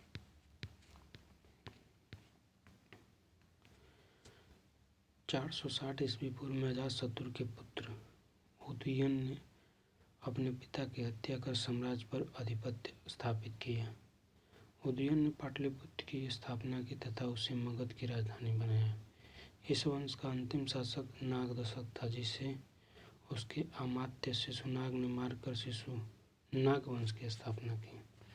शिशुनाग ने अवंती तथा अवध राज्य पर अधिकार कर लिया। शिशुनाग ने वैशाली को अपनी दूसरी राजधानी बनाया। शिशुनाग का उत्तराधिकारी काला अशोक पुनः राजधानी को पाटलिपुत्र ले गया। इस वंश का अंतिम शासक नंदीवर्धन, जिसे महानंदी भी कहा जाता है, था। शिशुनागों के बाद मगध पर शक्तिशाली नंद वंश का शासन प्रारंभ हुआ, जिसका संस्थापक महापद्म नंद था। विशाल साम्राज्य स्थापित करने के कारण इसे एक राट और एक छत्र की उपाधि धारण की। घनानंद इस वंश का अंतिम शासक था, जिसे यूनानी विवरण में अग्रमीज कहा गया है। घनानंद सिकंदर का समकालीन था। विदेशी आक्रमण। जिस समय मगध के राजा अपना साम्राज्य बढ़ा रहे थे, उसी समय ईरान के हखमनी शासक भी अपना राज्य विस्तार कर रहे थे। भारत पर प्रथम विदेशी आक्रमण इन्हीं हखमनी शासकों द्वारा किया गया। पहला सफल आक्रमण डेरियस प्रथम द्वारा किया गया। सिंधु के लिए हिंदू नाम का आरंभ ईरानियों ने ही किया था। उन्हीं की लेख पद्धति आगे चलकर खरोष्टी नाम से प्रचलित हुई। सिकंदर का आक्रमण। ईरान को जीतने के बाद सिकंदर काबुल की ओर बढ़ा, जहां से खैबर दर्रा पार करते हुए वह 326 ईस्वी पूर्व में भारत आया। उसका सेनापति सेल्यूकस निकेटर था। सबसे पहले उसने तक्षशिला को जीता, जिसके शासक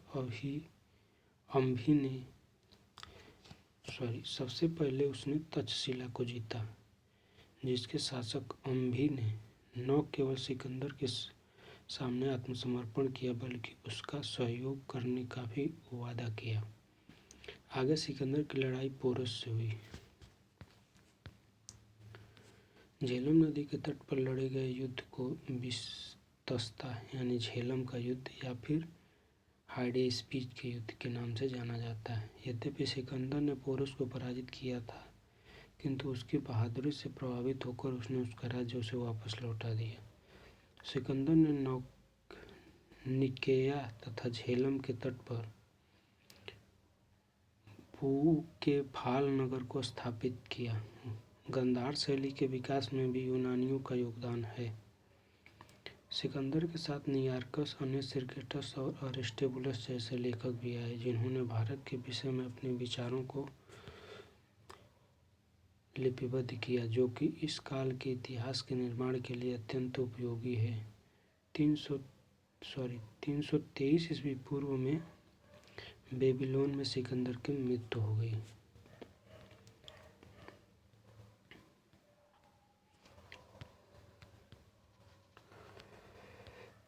मौर्य साम्राज्य। मौर्य राजवंश के अध्ययन के लिए सर्वाधिक महत्वपूर्ण कौटिल्य रचित ग्रंथ अर्थशास्त्र है। मौर्य साम्राज्य के बारे में महत्वपूर्ण जानकारी मेगस्थनीज के इंडिका से भी प्राप्त होती है। मेगस्थनीज यूनानी शासक सेल्यूकस का दूत था। मेगस्थनीज के अनुसार भारतीय समाज 7 जातियों में बटा हुआ था तथा भारत में दास प्रथा नहीं थी। यूनानी ग्रंथों में चंद्रगुप्त मौर्य के लिए सेंड्रोकोट्टस तथा एंड्रोकोट्टस नाम का प्रयोग हुआ है। सबसे पहले विलियम जोन्स ने सेंड्रोकोट्टस की पहचान चंद्रगुप्त मौर्य से की। चंद्रगुप्त मौर्य 322 से 298 ईस्वी पूर्व तक इसका शासन था। चंद्रगुप्त मौर्य ने चाणक्य की सहायता से घनानंद की हत्या कर मौर्य साम्राज्य की नींव डाली। चंद्रगुप्त के शत्रुओं के विरुद्ध चाणक्य कूटनीतिक चालों का वर्णन विशाखा दत्त रचित मुद्रा राक्षस में मिलता है। 305 ईस्वी पूर्व में चंद्रगुप्त ने यूनानी शासक सेल्यूकस निकेटर को परास्त कर उससे हेरात, कंधार, काबुल और मकरान का क्षेत्र प्राप्त किया। सेल्यूकस ने अपनी पुत्री कार्नेलिया की शादी चंद्रगुप्त मौर्य से की। चंद्रगुप्त के सोहगोरा तथा महास्थान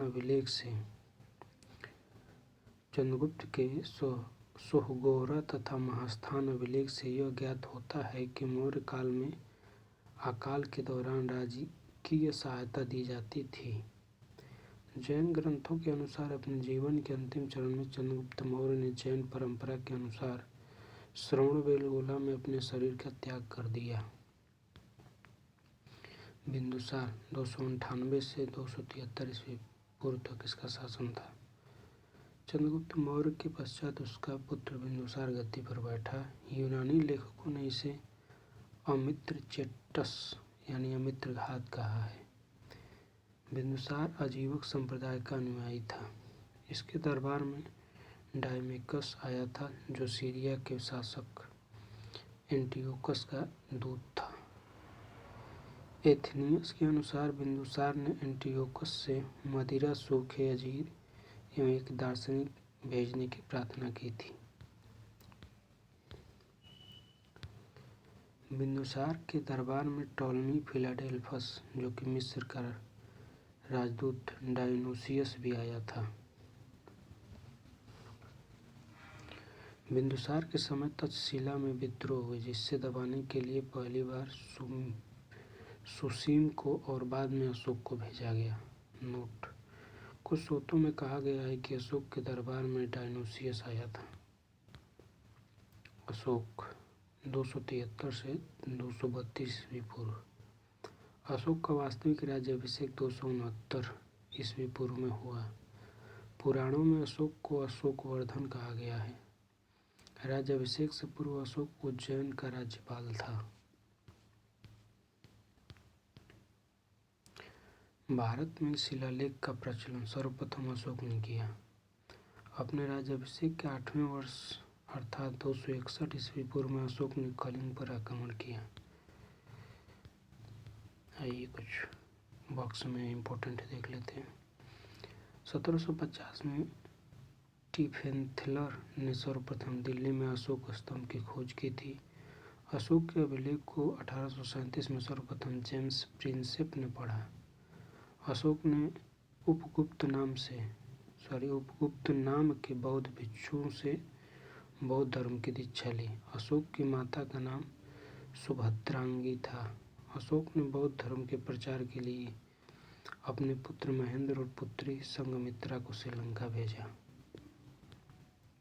प्रमुख अशोककालीन अभिलेख। अशोक के अभिलेखों का विभाजन निम्नलिखित वर्गों में किया जा सकता है। 3 वर्ग हैं: शिलालेख, स्तंभलेख तथा गुहालेख। शिलालेख। बृहद शिलालेख। यह वस्तुतः राजाज्ञाएं या फिर राजकीय उद्घोषणाएं हैं। इनकी संख्या 14 है तथा यह 8 विभिन्न स्थलों कहाँ तो शाहबाजगढ़ी, मनसेहरा, कालसी, गिरनार, धौली, जौगढ़, एरागुड़ी एवं सोपारा से प्राप्त हुए हैं। कुछ महत्वपूर्ण बृहद शिलालेखों का वर्णन इस प्रकार है। प्रथम शिलालेख में अशोक कहता है कि संपूर्ण प्रजा उसकी संतान है। इसी में पशु बलि की निंदा की गई है। द्वितीय शिलालेख में मनुष्यों और पशुओं के लिए निःशुल्क चिकित्सालय की स्थापना करने की चर्चा है। साथ ही चेर, चोल, पांड्य तथा ताम्रपर्णी जिसे श्रीलंका कहा जाता है आज जैसे दक्षिणवर्ती राज्यों का उल्लेख भी मिलता है। तीसरे शिलालेख में युक्त, रज्जुक तथा प्रादेशिक नामक अधिकारियों की चर्चा है। पांचवा शिलालेख धम्म महामात्रों की नियुक्ति का उल्लेख करता है। 8वें शिलालेख में धम्म यात्रा का वर्णन है तथा 9वें शिलालेख में अशोक अनुष्ठानिक रीतियों की आलोचना करता है। अशोक के 13वें शिलालेख में प्रसिद्ध कलिंग युद्ध का वर्णन है। इसी में अशोक ने आठवीं जातियों को चेताया है। 13वें शिलालेख में निम्नलिखित पड़ोसियों की चर्चा है। सीरिया का राजा एंटियोकस द्वितीय, मिस्र का शासक टॉलमी सेकेंड जिसे फिलाडेल्फस भी कहते हैं, मकदोनिया का राजा एंटिगोनस, सीरिया का राजा मंगस, एपीरस का शासक अलेक्जेंडर।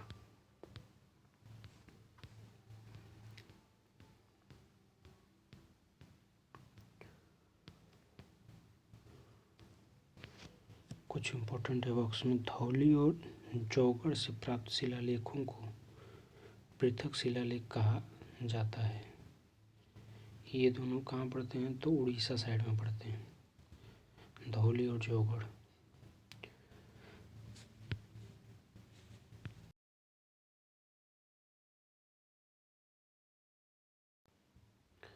लघु शिलालेख। यह शिलालेख 14 बृहद शिलालेखों के मुख्य वर्ग में सम्मिलित नहीं है।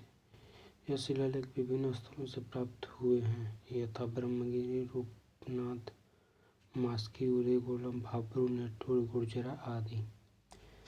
मस्की, गुर्जरा, उदयगोलम तथा नेट्टूर लघु शिलालेखों में अशोक नाम का उल्लेख है, जबकि अन्य शिलालेखों में अशोक का नाम देवनाम प्रियदर्शी मिलता है। भाब्रू लघु शिलालेख अशोक की बौद्ध धर्म में आस्था के संदर्भ में सूचना देता है। स्तंभ लेख, दीर्घ स्तंभ लेख। इसके अंतर्गत 7 राजाज्ञाएं या फिर प्रज्ञापन हैं जो कि स्तंभों पर उत्कीर्ण हैं। इनमें से 7वां लेख जो कि राजाज्ञा जिसे कहते हैं सर्वाधिक लंबा है। यह स्तंभ लेख विभिन्न स्थलों से प्राप्त हुए हैं, जिसमें है प्रयाग स्तंभ लेख। यह पहले कौशाम्बी में स्थित था। इस स्तंभ लेख को अकबर ने इलाहाबाद के किले में स्थापित करवाया। दिल्ली टोकरा। यह स्तंभ लेख फिरोज शाह तुगलक के द्वारा टोकरा से दिल्ली लाया गया। दिल्ली मेरठ। इस स्तंभ लेख को भी फिरोज शाह तुगलक द्वारा मेरठ से दिल्ली लाया गया। लघु स्तंभ लेख। इसके अंतर्गत कुछ लघु राजज्ञाएं प्रज्ञाएं हैं। यह विभिन्न स्थलों से प्राप्त हैं, यथा सांची, सारनाथ, कौशाम्बी, रूमनदेई, निगनिवा आदि। सांची सारनाथ लघु स्तंभ लेखों में अशोक अपने महामात्रों को संघभेद रोकने का आदेश देता है। कौशाम्बी स्तंभ लेख को रानी का अभिलेख भी कहते हैं। इसमें अशोक की रानी करुआकी और उसके पुत्र तीवर का उल्लेख मिलता है। कुछ इम्पोर्टेंट देख लेते हैं। रूमनदेई स्तंभ लेख में ज्ञात होता है कि अशोक ने लुम्बिनी में बलि, जिसे धार्मिक कर कहा जाता था, माफ कर दिया तथा भाग, जिसे भू राजस्व कर कहा जाता था, की राशि को 1/6 से घटाकर 1/8 कर दिया। जो कि रूमनदेई अभिलेख से मौर्यकालीन कार्यारोपण पद्धति का पता चलता है, इसलिए इसे आर्थिक अभिलेख भी कहते हैं। यह सबसे छोटा स्तंभ लेख है। गुहा लेख। गाया बिहार स्थित बराबर की पहाड़ियों की 3 गुफाओं की दीवारों पर अशोक के लेख उत्कीर्ण हैं, जिनमें आजीविकों को ये गुफाएं दान में दिए जाने का उल्लेख है।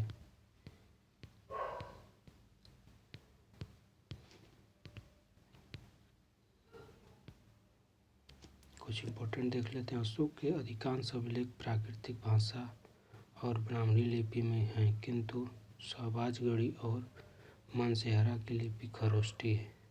तक्षशिला तथा लंघमान से अरामाइक लिपि में तथा कंधार के पास सेरेकुना से यूनानी और अरामाइक लिपियों में लिखा द्विभाषी अभिलेख मिलता है। बराबर की पहाड़ियों में अशोक ने आजीवक संप्रदाय के लिए 4 गुफाओं का निर्माण कराया था। अशोक के उत्तराधिकारियों में दशरथ ने भी देवनाप्रिय की उपाधि धारण की तथा नागार्जुनी पहाड़ी में आजीवक संप्रदाय के लिए गुफा बनवाई। अशोक के बाद मौर्य साम्राज्य कमजोर होता गया तथा 185 ईस्वी पूर्व में मौर्य सेनापति पुष्यमित्र शुंग ने अंतिम मौर्य शासक बृहद्रथ की हत्या कर शुंग वंश की स्थापना की। मौर्य प्रशासन। मौर्य प्रशासन के शीर्षस्थ अधिकारी तीर्थ, जिन्हें महामात्य कहते थे। ऐसे अधिकारियों की संख्या 18 बताई जाती है। कुछ प्रमुख तीर्थ थे। समाहर्ता कर निर्धारण का सर्वोच्च अधिकारी होता था, जिसे वित्त मंत्री भी कहते थे। सन्निधाता राजकीय कोषागार का संरक्षक होता था। कर्मधिक उद्योग मंत्री होता था। अंतःपाल सीमावर्ती दुर्गों का रक्षक होता था। व्यवहारिक नगर का प्रमुख न्यायाधीश होता था। तीर्थ के पश्चात अधिकारी क्रम में अध्यक्षों का स्थान था तथा इनकी संख्या 27 थी। कुछ प्रमुख अध्यक्ष थे। सीता अध्यक्ष कृषि विभाग के अध्यक्ष था। पोतवा अध्यक्ष माप तौल का अध्यक्ष था। लक्षणा अध्यक्ष मुद्रा टकसाल का अध्यक्ष था। पण्य अध्यक्ष व्यापार वाणिज्य का अध्यक्ष था। बीबीता अध्यक्ष चारगाहों का अध्यक्ष था। आकाराध्यक्ष खानों का अध्यक्ष था। मौर्य प्रांत तथा राजधानी। अवंती राष्ट्र की राजधानी उज्जैनी थी। उत्तरापथ की तक्षशिला थी। कलिंग की तौसिली थी। दक्षिणापथ की स्वर्णगिरि थी तथा प्राच्य या फिर प्रासी, जिसे पूर्वी प्रांत कहते हैं, पाटलिपुत्र थी। मौर्य काल में दीवानी न्यायालय, धर्मस्थायी तथा फौजदारी न्यायालय, कंटक शोधन मौजूद थे। गुप्तचर विभाग के प्रमुख को महामात्स्पर, गुप्तचर विभाग के प्रमुख को क्या कहा जाता था, तो महामात्स्पर कहा जाता था। अर्थशास्त्र में गुप्तचर को गूढ़ पुरुष कहा गया है।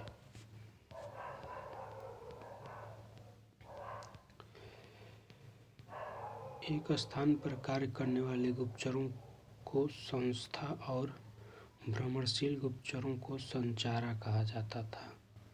प्रांतों के प्रशासक कुमार, आर्यपुत्र या फिर राष्ट्रिक कहलाते थे। मेगस्थनीज के अनुसार नगर का प्रशासन 30 सदस्यों का एक समूह करता था, जो 6 समितियों में विभाजित था। प्रत्येक समिति में 5 सदस्य होते थे। मौर्य प्रशासन में स्त्रियों को भी शामिल किया जाता था। चतुर स्त्रियां गुप्तचर होती थीं। आर्थिक व्यवस्था। मौर्य काल के चंद्रगुप्त के समय सौराष्ट्र प्रांत के राज्यपाल पुष्यगुप्त वैश्य ने सुदर्शन झील का निर्माण कराया। अशोक के समय सौराष्ट्र के राज्यपाल तुषास्प ने सुदर्शन झील की मरम्मत करवाई तथा पानी के निकास के लिए नहर का निर्माण करवाया। अदेहोमात्रिक अर्थात वह भूमि जिस पर बिना वर्षा के भी अच्छी खेती होती थी, उसे अच्छा माना जाता था। मौर्य काल में सोने के सिक्के को स्वर्ण या कनिष्क, चांदी के सिक्के को पौण तथा तांबे के सिक्के को मासक कहते थे। मौर्योत्तर काल, जिसमें शुंग वंश। मौर्य शासकों के तुरंत बाद 185 ईस्वी पूर्व में जो वंश सत्ता में आया वह शुंग वंश था। शुंगों की राजधानी प्रारंभ में पाटलिपुत्र तथा बाद में विदिशा हो गई। पतंजलि के महाभाष्य से शुंग शासक पुष्यमित्र के संबंध में जानकारी प्राप्त होती है। पतंजलि पुष्यमित्र के पुरोहित थे।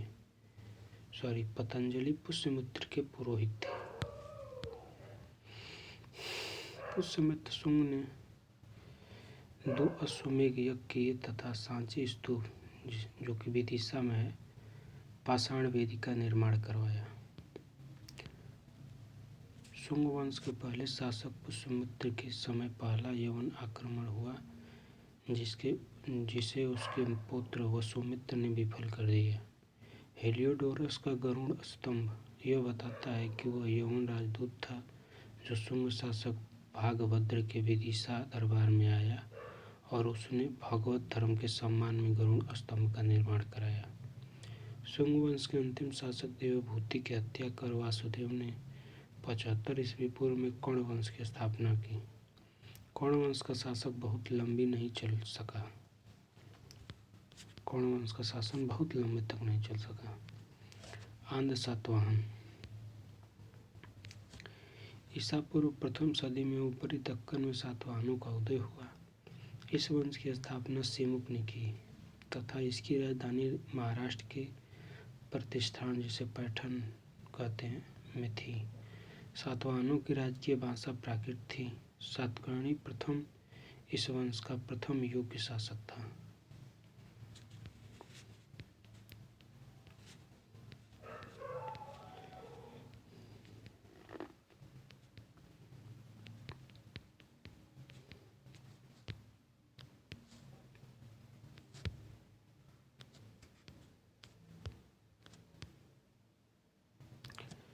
सातवाहन शासक हाल एक बड़ा कवि तथा विद्वानों का आश्रयदाता था। इसने प्राकृत भाषा में गाथा सप्तशती की रचना की। सातवाहन वंश के ऐश्वर्य को गौतमी पुत्र सातकर्णी, जिसका शासनकाल 106 से 130 ईस्वी था, ने पुनर्जीवित किया। इसकी विजयों का उल्लेख इसकी माँ गौतमी बलश्री को नासिक प्रशस्ति से प्राप्त होता है। इसका प्रतिद्वंदी शासक नहुपर्ण था, जो क्षहरात वंश का था। गौतमी पुत्र सातकर्णी ने क्षहरात वंश के नाश का दावा किया है। इसके बाद इसका पुत्र वशिष्ठी पुत्र पुलवामी, जिसका शासनकाल 130 से 154 ईस्वी तक था, शासक बना। इसने दक्षिणापथेश्वर की उपाधि धारण की थी तथा पुराणों में इसका नाम पुलोमा मिलता है। शक शासक रुद्रदामन प्रथम, जिसका शासनकाल 130 से 150 ईस्वी था, ने सातवाहनों को 2 बार पराजित किया, किंतु वैवाहिक संबंध के कारण इनका नाश नहीं किया। वशिष्ठी पुत्र पुलवामी का विवाह रुद्रदामन की पुत्री से हुआ था। यज्ञश्री सातकर्णी सातवाहन वंश का अंतिम महत्वपूर्ण शासक था। कौन यज्ञश्री सातकर्णी? ब्राह्मणों को भूमि दान देने की परंपरा सातवाहनों ने ही शुरू की। हालांकि उन्होंने बौद्ध भिक्षुओं को भी भूमि दान दिया। बड़ौद सातवाहन काल का प्रमुख अंतर्राष्ट्रीय बंदरगाह था। सातवाहन शासकों ने चांदी, तांबे, सीसा, पोटीन और कांसे की मुद्राओं का प्रचलन किया। किसका? चांदी का, तांबे का, सीसा का, पोटीन का और कांसे का। सातवाहन प्रशासन व्यवस्था के अंतर्गत गोलमिक को ग्रामीण क्षेत्रों में प्रशासन का काम सौंपा जाता था, जो एक सैन्य टुकड़ी का प्रधान होता था। कार्ले, चैत्य, अमरावती, कला का विकास आदि सातवाहन की प्रमुख उपलब्धियां हैं। चलिए चेंदी वंश देख लेते हैं। प्रथम सदी ईस्वी पूर्व में कलिंग क्षेत्र, जो कि उड़ीसा में पड़ता है, में चेंदी राजवंश का उदय हुआ।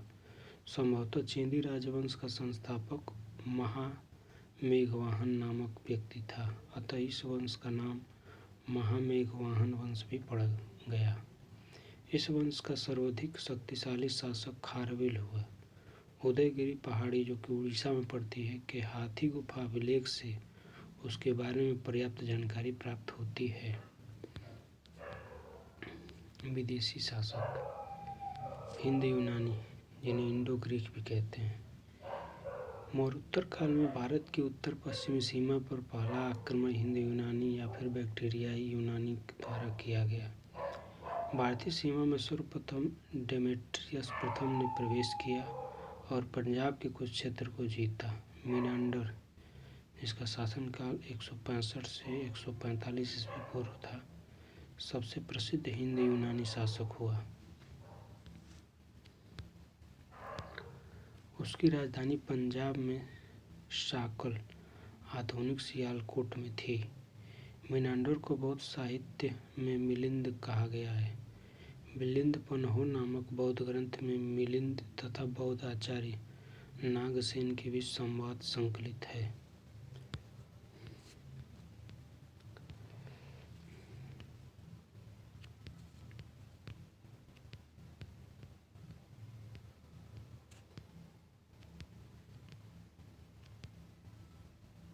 मिनांडर की कांस्य मुद्राओं पर धर्म चक्र का चिन्ह मिलता है।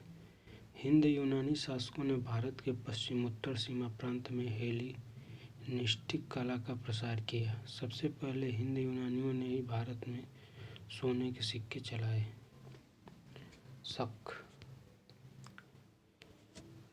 शकों ने भारत में अनेक शाखाएं स्थापित की।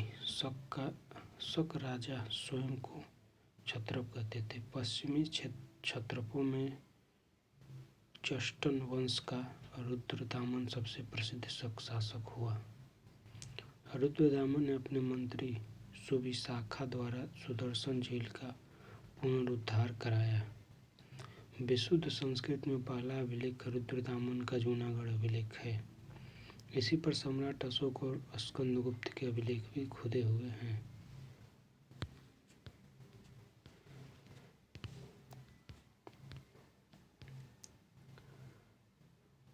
अंठावन ईस्वी पूर्व में उज्जैन के एक स्थानीय राजा ने शकों को पराजित करके बाहर खदेड़ दिया और विक्रमादित्य की उपाधि धारण की। विजय के उपलक्ष्य में उसने 58 ईस्वी पूर्व में ही एक नया संवत विक्रम संवत प्रारंभ किया। अंतिम शक शासक रुद्र सिंह तृतीय था, जिससे गुप्त शासक चंद्रगुप्त विक्रमादित्य ने पराजित कर शकों का राजगुप्त साम्राज्य में मिला लिया। पलहो। पश्चिमोत्तर भारत में शकों के आधिपत्य के बाद पलहो यानी पार्थियन का आगमन हुआ। कुषाण वंश।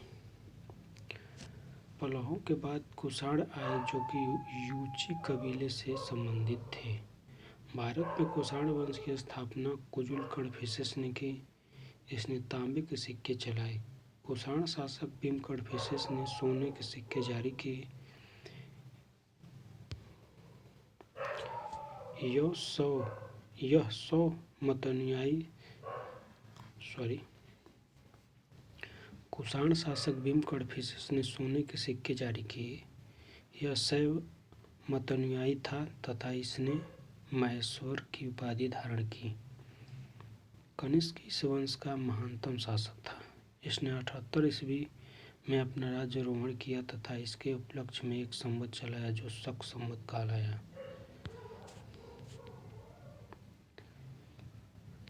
कनिष्क की प्रथम राजधानी पुरुषपुर, जिसे पेशावर आज कहा जाता, तथा दूसरी राजधानी मथुरा थी। इसके दरबार में अश्वघोष, वसुमित्र तथा नागार्जुन जैसे विद्वान और चरक जैसे चिकित्सक विद्यमान थे। कनिष्क के शासनकाल में ही कश्मीर के कुंडल वन में चौथी बौद्ध संगति का आयोजन किया गया था, जिसकी अध्यक्षता वसुमित्र ने की। कनिष्क बौद्ध धर्म के महायान संप्रदाय का अनुयायी था। नागार्जुन ने माध्यमिक सूत्र तथा अश्वघोष ने बुद्ध चरित्र, सौदरानंद तथा सारिपुत्र प्रकरण की रचना की। तो नागार्जुन ने मध्यम सूत्र की रचना की तथा अश्वघोष ने बुद्ध चरित्र, सौदरानंद, सारिपुत्र प्रकरण की रचना की। कनिष्क के उत्तराधिकारी वासुदेव की मुद्राओं पर शिव और नंदी की आकृति मिलती है। इससे पता चलता है कि वह शैव मत अनुयायी था। कुषाण शासकों ने राजाओं की प्रतिमा पूजा का प्रचलन प्रारंभ किया। वासुदेव सेकंड कुषाण वंश का अंतिम शासक था। गुप्त साम्राज्य। गुप्त संभवतः वैश्य थे तथा कुषाणों के सामंत रहे थे। समुद्रगुप्त के प्रयाग प्रशस्ति अभिलेख में गुप्तों के आरंभिक पूर्वजों के रूप में श्रीगुप्त और घटोत्कच का विवरण मिलता है। गुप्त साम्राज्य चंद्रगुप्त प्रथम 319 ईस्वी से 334 ईस्वी के सिंहासनारोहण के साथ ही प्रकाश में आता है। इसी समय 319 से 320 ईस्वी में उसने गुप्त संवत की भी शुरुआत की। उसने महाराजा अधिराज की उपाधि धारण की। चंद्रगुप्त प्रथम ने लिच्छवी राजकुमारी कुमार देवी से विवाह किया और उसका नाम अपने सिक्कों पर अंकित करवाया। उसके बाद चंद्रगुप्त प्रथम का पुत्र समुद्रगुप्त जिसका शासनकाल 335 से 380 ईस्वी तक था, शासक बना। हरिसेन द्वारा रचित प्रयाग प्रशस्ति से समुद्रगुप्त के विजय अभियान का पता चलता है। समुद्रगुप्त ने सर्वराज्योच्छेता की उपाधि धारण की। समुद्रगुप्त को भारत का नेपोलियन कहा जाता है। विशाखा दत्त द्वारा रचित देवी चंद्रगुप्तम नाटक से पता चलता है कि समुद्रगुप्त के बाद रामगुप्त सिंहासन पर बैठा। यह शकों से पराजित हो गया तथा उन्हें अपनी पत्नी ध्रुव देवी देने के लिए तैयार हो गया। उसके छोटे भाई चंद्रगुप्त द्वितीय ने शक राजा और रामगुप्त को मारकर ध्रुव देवी से विवाह कर लिया। चंद्रगुप्त द्वितीय का शासनकाल 380 से 412 ईस्वी तक था। अपनी पुत्री प्रभावती का विवाह वाकाटक राजा रुद्रसेन सेकंड से किया था इसने। चंद्रगुप्त द्वितीय ने विक्रमादित्य तथा परम भागवत की उपाधि धारण की। चंद्रगुप्त द्वितीय ने मेहरौली में लौह स्तंभ का निर्माण कराया। उसके दरबार में 9 रत्न रहते थे। किसके? चंद्रगुप्त द्वितीय के, जिनमें थे कालिदास, वराहमिहिर, धन्वंतरि इत्यादि प्रमुख थे। चीनी यात्री फाहियान इसी के समय 399 ईस्वी में भारत आया।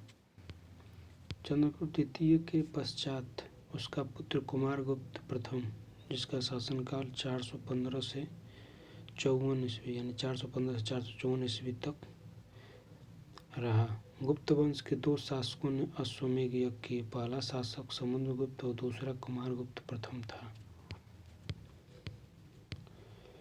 कुमारगुप्त प्रथम ने नालंदा महाविहार की स्थापना कराई।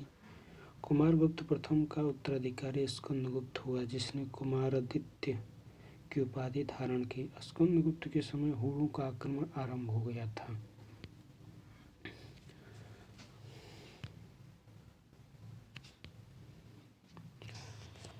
स्कंदगुप्त के जूनागढ़ अभिलेख में हुणों की पराजय का जिक्र है, किंतु उसी के भीतरी अभिलेख में हुणों के साथ केवल युद्ध का वर्णन है, परिणाम का नहीं। जूनागढ़ अभिलेख से यह भी ज्ञात होता है कि स्कंदगुप्त के गवर्नर पर्णदंत एवं उसके पुत्र चक्रपाली ने मौर्य द्वारा निर्मित सुदर्शन झील की मरम्मत कराई।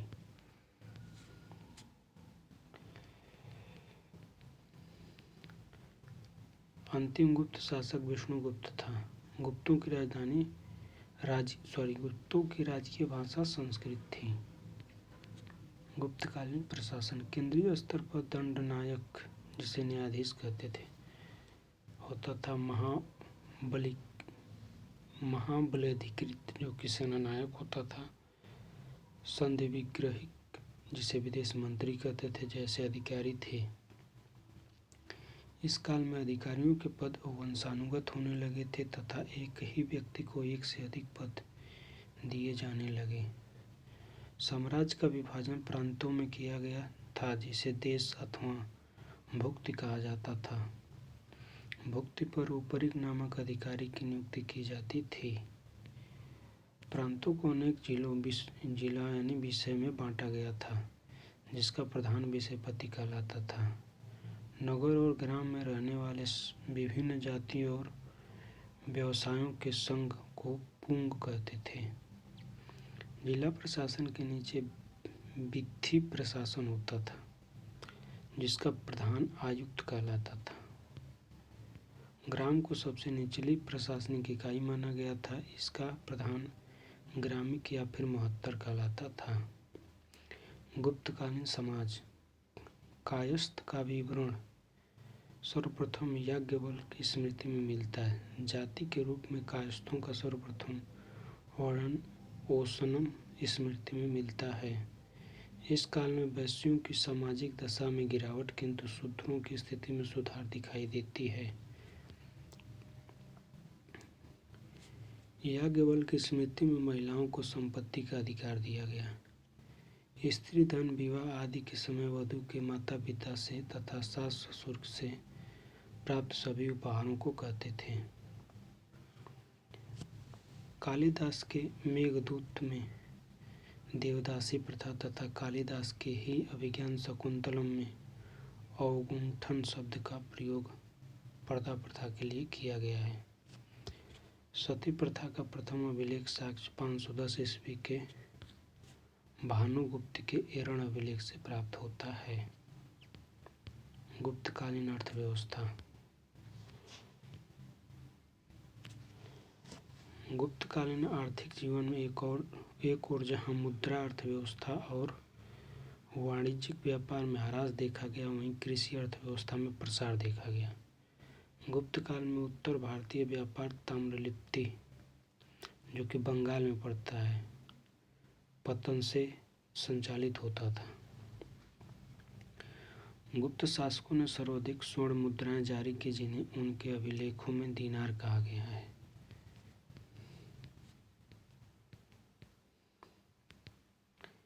इस काल में मंदिरों और ब्राह्मणों को जो भूमि दान में दी गई उसे अग्रहार कहा जाता था।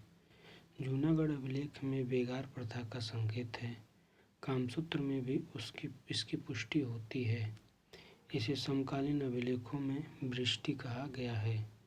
श्रेणी के प्रधान को इस काल में ज्येष्ठक कहा जाता था। इस काल में उज्जैन सर्वाधिक महत्वपूर्ण व्यापारिक केंद्र था। इस काल में चांदी के सिक्के को रुपेका कहा जाता था।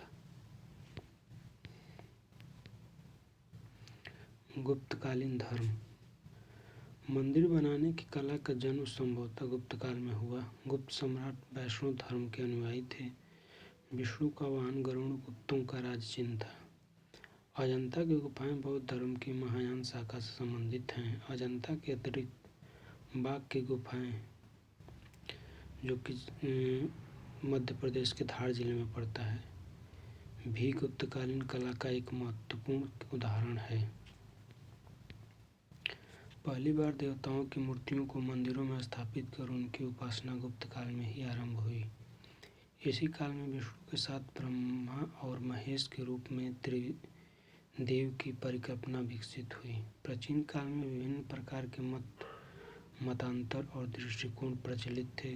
गुप्त काल में चलकर यह षड्दर्शन के रूप में स्थापित हो गए। यह है सांख्य, योग, न्याय, वैशेषिक, मीमांसा, वेदांत। सांस्कृतिक उपलब्धियों के कारण गुप्त काल को भारतीय इतिहास का स्वर्ण युग कहा जाता है। गुप्तोत्तर काल। गुप्त वंश के पतन के बाद उत्तर भारत में बहुराज्यीय व्यवस्था कायम हुई। कन्नौज में मौखरी वंश, थानेसर में पुष्यभूति वंश, वल्लभी में मैत्रक वंश, मगध और मालवा में गुप्तों की गौड़ शाखा और गौड़ बंगाल में शासक का राज्य स्थापित था। पुष्यभूति वंश का संस्थापक पुष्यभूति था। प्रभाकर वर्धन इस वंश की स्वतंत्रता का जन्मदाता तथा प्रथम प्रभावशाली शासक था। हर्षवर्धन प्रभाकर वर्धन का पुत्र था। हर्षवर्धन की बहन राजश्री का विवाह मौखरी नरेश ग्रहवर्मा से हुआ था, जिसकी हत्या मालवराज देवगुप्त ने कर दी। हर्षवर्धन का बड़ा भाई राज्यवर्धन जब इसका बदला लेने गया तो देवगुप्त ने गौड़ शासक शशांक के साथ मिलकर धोखे से उसकी हत्या कर दी। 606 ईस्वी में हर्ष को थानेश्वर की गद्दी पर बैठाया गया। हर्षवर्धन को शीलादित्य भी कहा जाता था। उसने परम भट्टारक नरेश की उपाधि धारण की थी।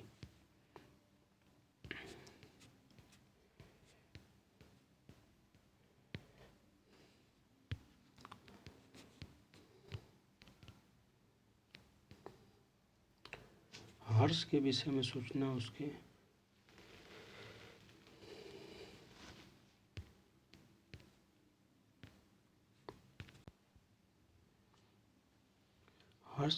सूचना उसके बांसखेड़ा अभिलेख से तो प्राप्त होती है, साथ ही उसके दरबारी कवि बाणभट्ट द्वारा रचित हर्षचरित्र और उसके शासनकाल में आए एक चीनी बौद्ध यात्री ह्वेनसांग द्वारा रचित सीयूकी से होती है।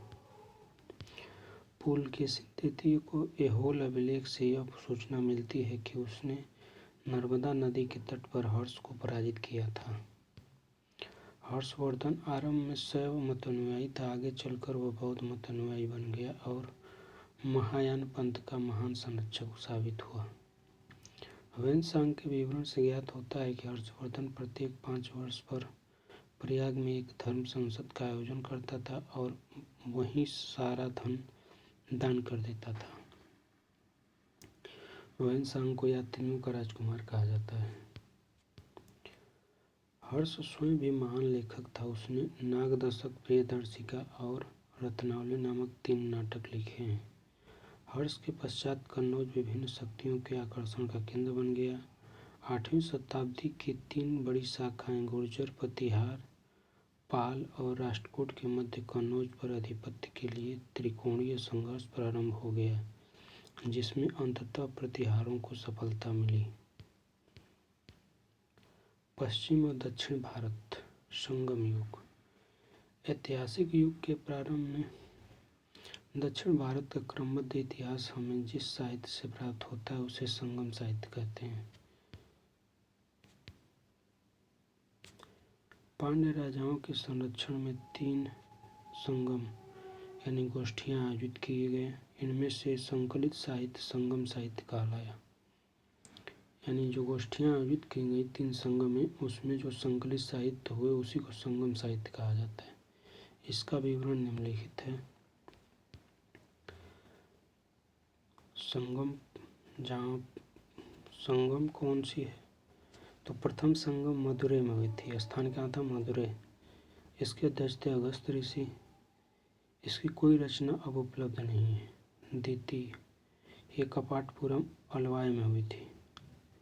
अगस्त ऋषि इसके भी अध्यक्ष थे।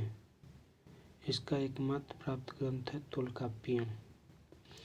तृतीय संगम हुई थी मदुरै में, जिसके अध्यक्ष थे नक्कीरर। यद्यपि इसके भी अधिकांश ग्रंथ नष्ट हो गए हैं, फिर भी जो तमिल साहित्य बचा है वो है इसी संगम से संबंधित है। पुस्तक लेखक तोल्काप्पियर तमिल व्याकरण की पुस्तक है जिसको तोल्काप्पियर ने लिखा है। शिल्पाधिकारम महाकाव्य है, इल्गो अधिगर ने लिखा है। मणिमेखले महाकाव्य भी है, शीतले सत्यनारायण ने लिखा है इसे। जीवक चिंतामणि महाकाव्य भी है, तिरुतक्कोदेवर ने लिखा है। तिरुकुरल ये भी महाकाव्य है, तिरुवल्लूर ने लिखा है इसे।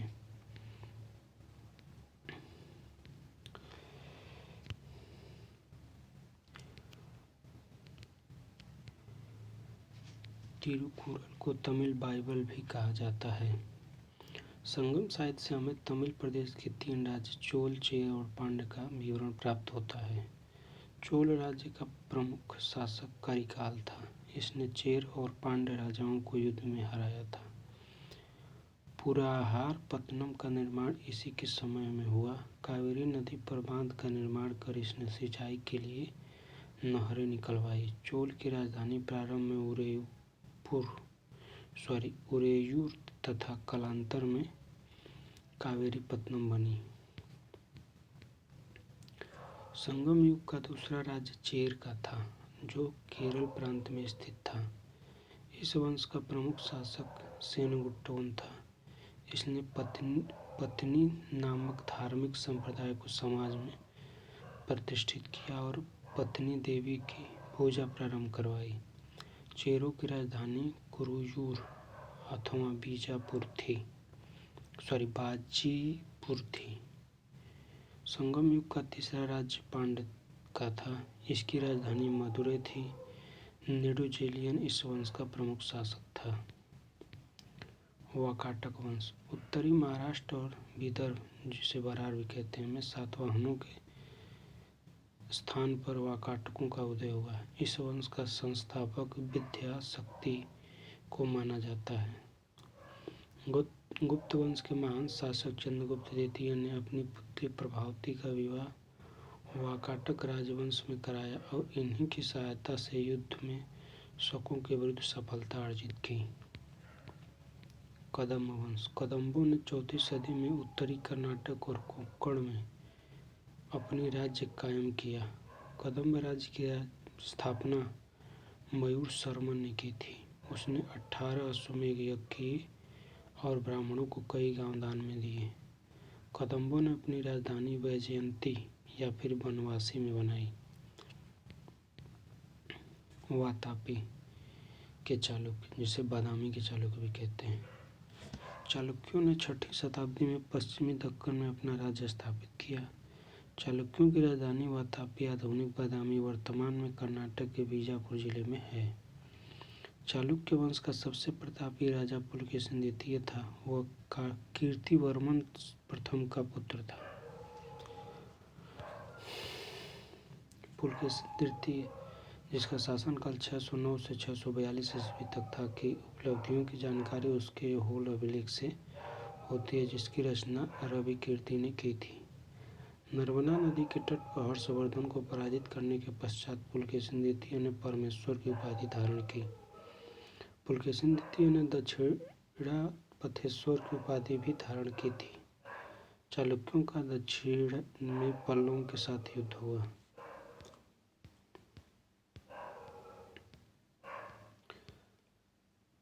चालुक्यों द्वारा प्रायः महिलाओं को प्रशासन में उच्च पद प्रदान किए जाते थे। वेंगी के चालुक्य। पुलकेशिन द्वितीय ने 610 ईस्वी के आसपास कृष्ण और गोदावरी द्वीप पल्लवों से छीन लिया। यह द्वीप वेंगी कहलाया। वेंगी में चालुक्य वंश की एक शाखा स्थापित की गई, जो वेंगी का पूर्वी चालुक्य राजवंश कहलाने लगा, यानी ये पूर्वी तट पर था भारत के। वेंगी के पूर्वी चालुक्य वंश की स्थापना विष्णुवर्धन ने की। पल्लव वंश। पल्लवों का अधिकार दक्षिणी आंध्र और उत्तरी तमिलनाडु दोनों पर था। पल्लवों ने अपने आरंभिक अभिलेख प्राकृत और फिर संस्कृत में जारी किए। पल्लवकालीन कुछ प्रमुख शासक। सिंह विष्णु। पल्लव वंश का वास्तविक संस्थापक सिंह विष्णु था। इसकी राजधानी कांची एक प्रमुख सांस्कृतिक केंद्र थी। वह वैष्णव धर्म का अनुयायी था। इसी के दरबार में किर्रात अर्जुनियम के लेखक भारवी रहते थे। महेंद्रवर्मन प्रथम, जिसका शासनकाल 600 से 630 ईस्वी था। इसी के समय पल्लव चालुक्य संघर्ष प्रारंभ हुआ। इसने स्वयं को मत्त विलास प्रहसन नामक ग्रंथ की रचना की। स्वयं से। नरसिंहवर्मन प्रथम 630 से 659 ईस्वी तक इसका शासन रहा। महाबलीपुरम के रथ मंदिरों का निर्माण इसी ने करवाया था। 7 रथ मंदिरों में द्रौपदी रथ सबसे छोटा तथा धर्मराज रथ सबसे बड़ा है। इन 7 रथ मंदिरों को सप्त पगोड़ा कहा जाता है। नरसिंहवर्मन प्रथम ने महामल्ल की उपाधि धारण की थी। इसने पुलकेशिन द्वितीय को पराजित कर मार डाला और वातापी कोण की उपाधि धारण की। इसी के काल में ह्वेन-सांग ने कांची की यात्रा की एवं उसकी सुंदरता और भव्यता की काफी प्रशंसा की। नरसिंहवर्मन सेकंड, जिसका शासनकाल 680 से 720 ईस्वी तक था, कांची के कैलाश मंदिर तथा महाबलीपुरम के तटीय मंदिर का निर्माण इसी ने करवाया। इसे राजसिंह भी कहा जाता है।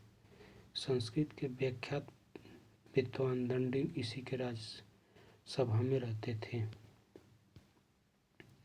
नंदीवर्मन द्वितीय। कांची के मुक्तेश्वर मंदिर तथा वैकुंठ पुरीमाल मंदिर का निर्माण नंदीवर्मन द्वितीय ने कराया था। प्रसिद्ध वैष्णव संत तिरुमंगई अलवार नंदीवर्मन द्वितीय के समकालीन थे। आगे चलकर पल्लवों के ध्वंसावशेष पर चोलों का उदय हुआ।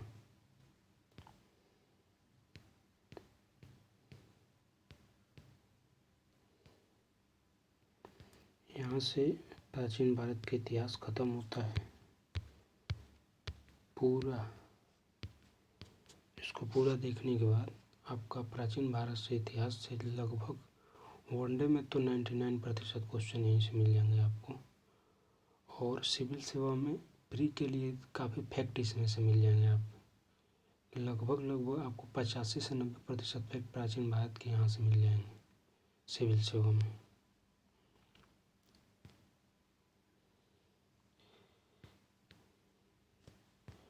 चलिए, बहुत बहुत धन्यवाद आप लोगों का।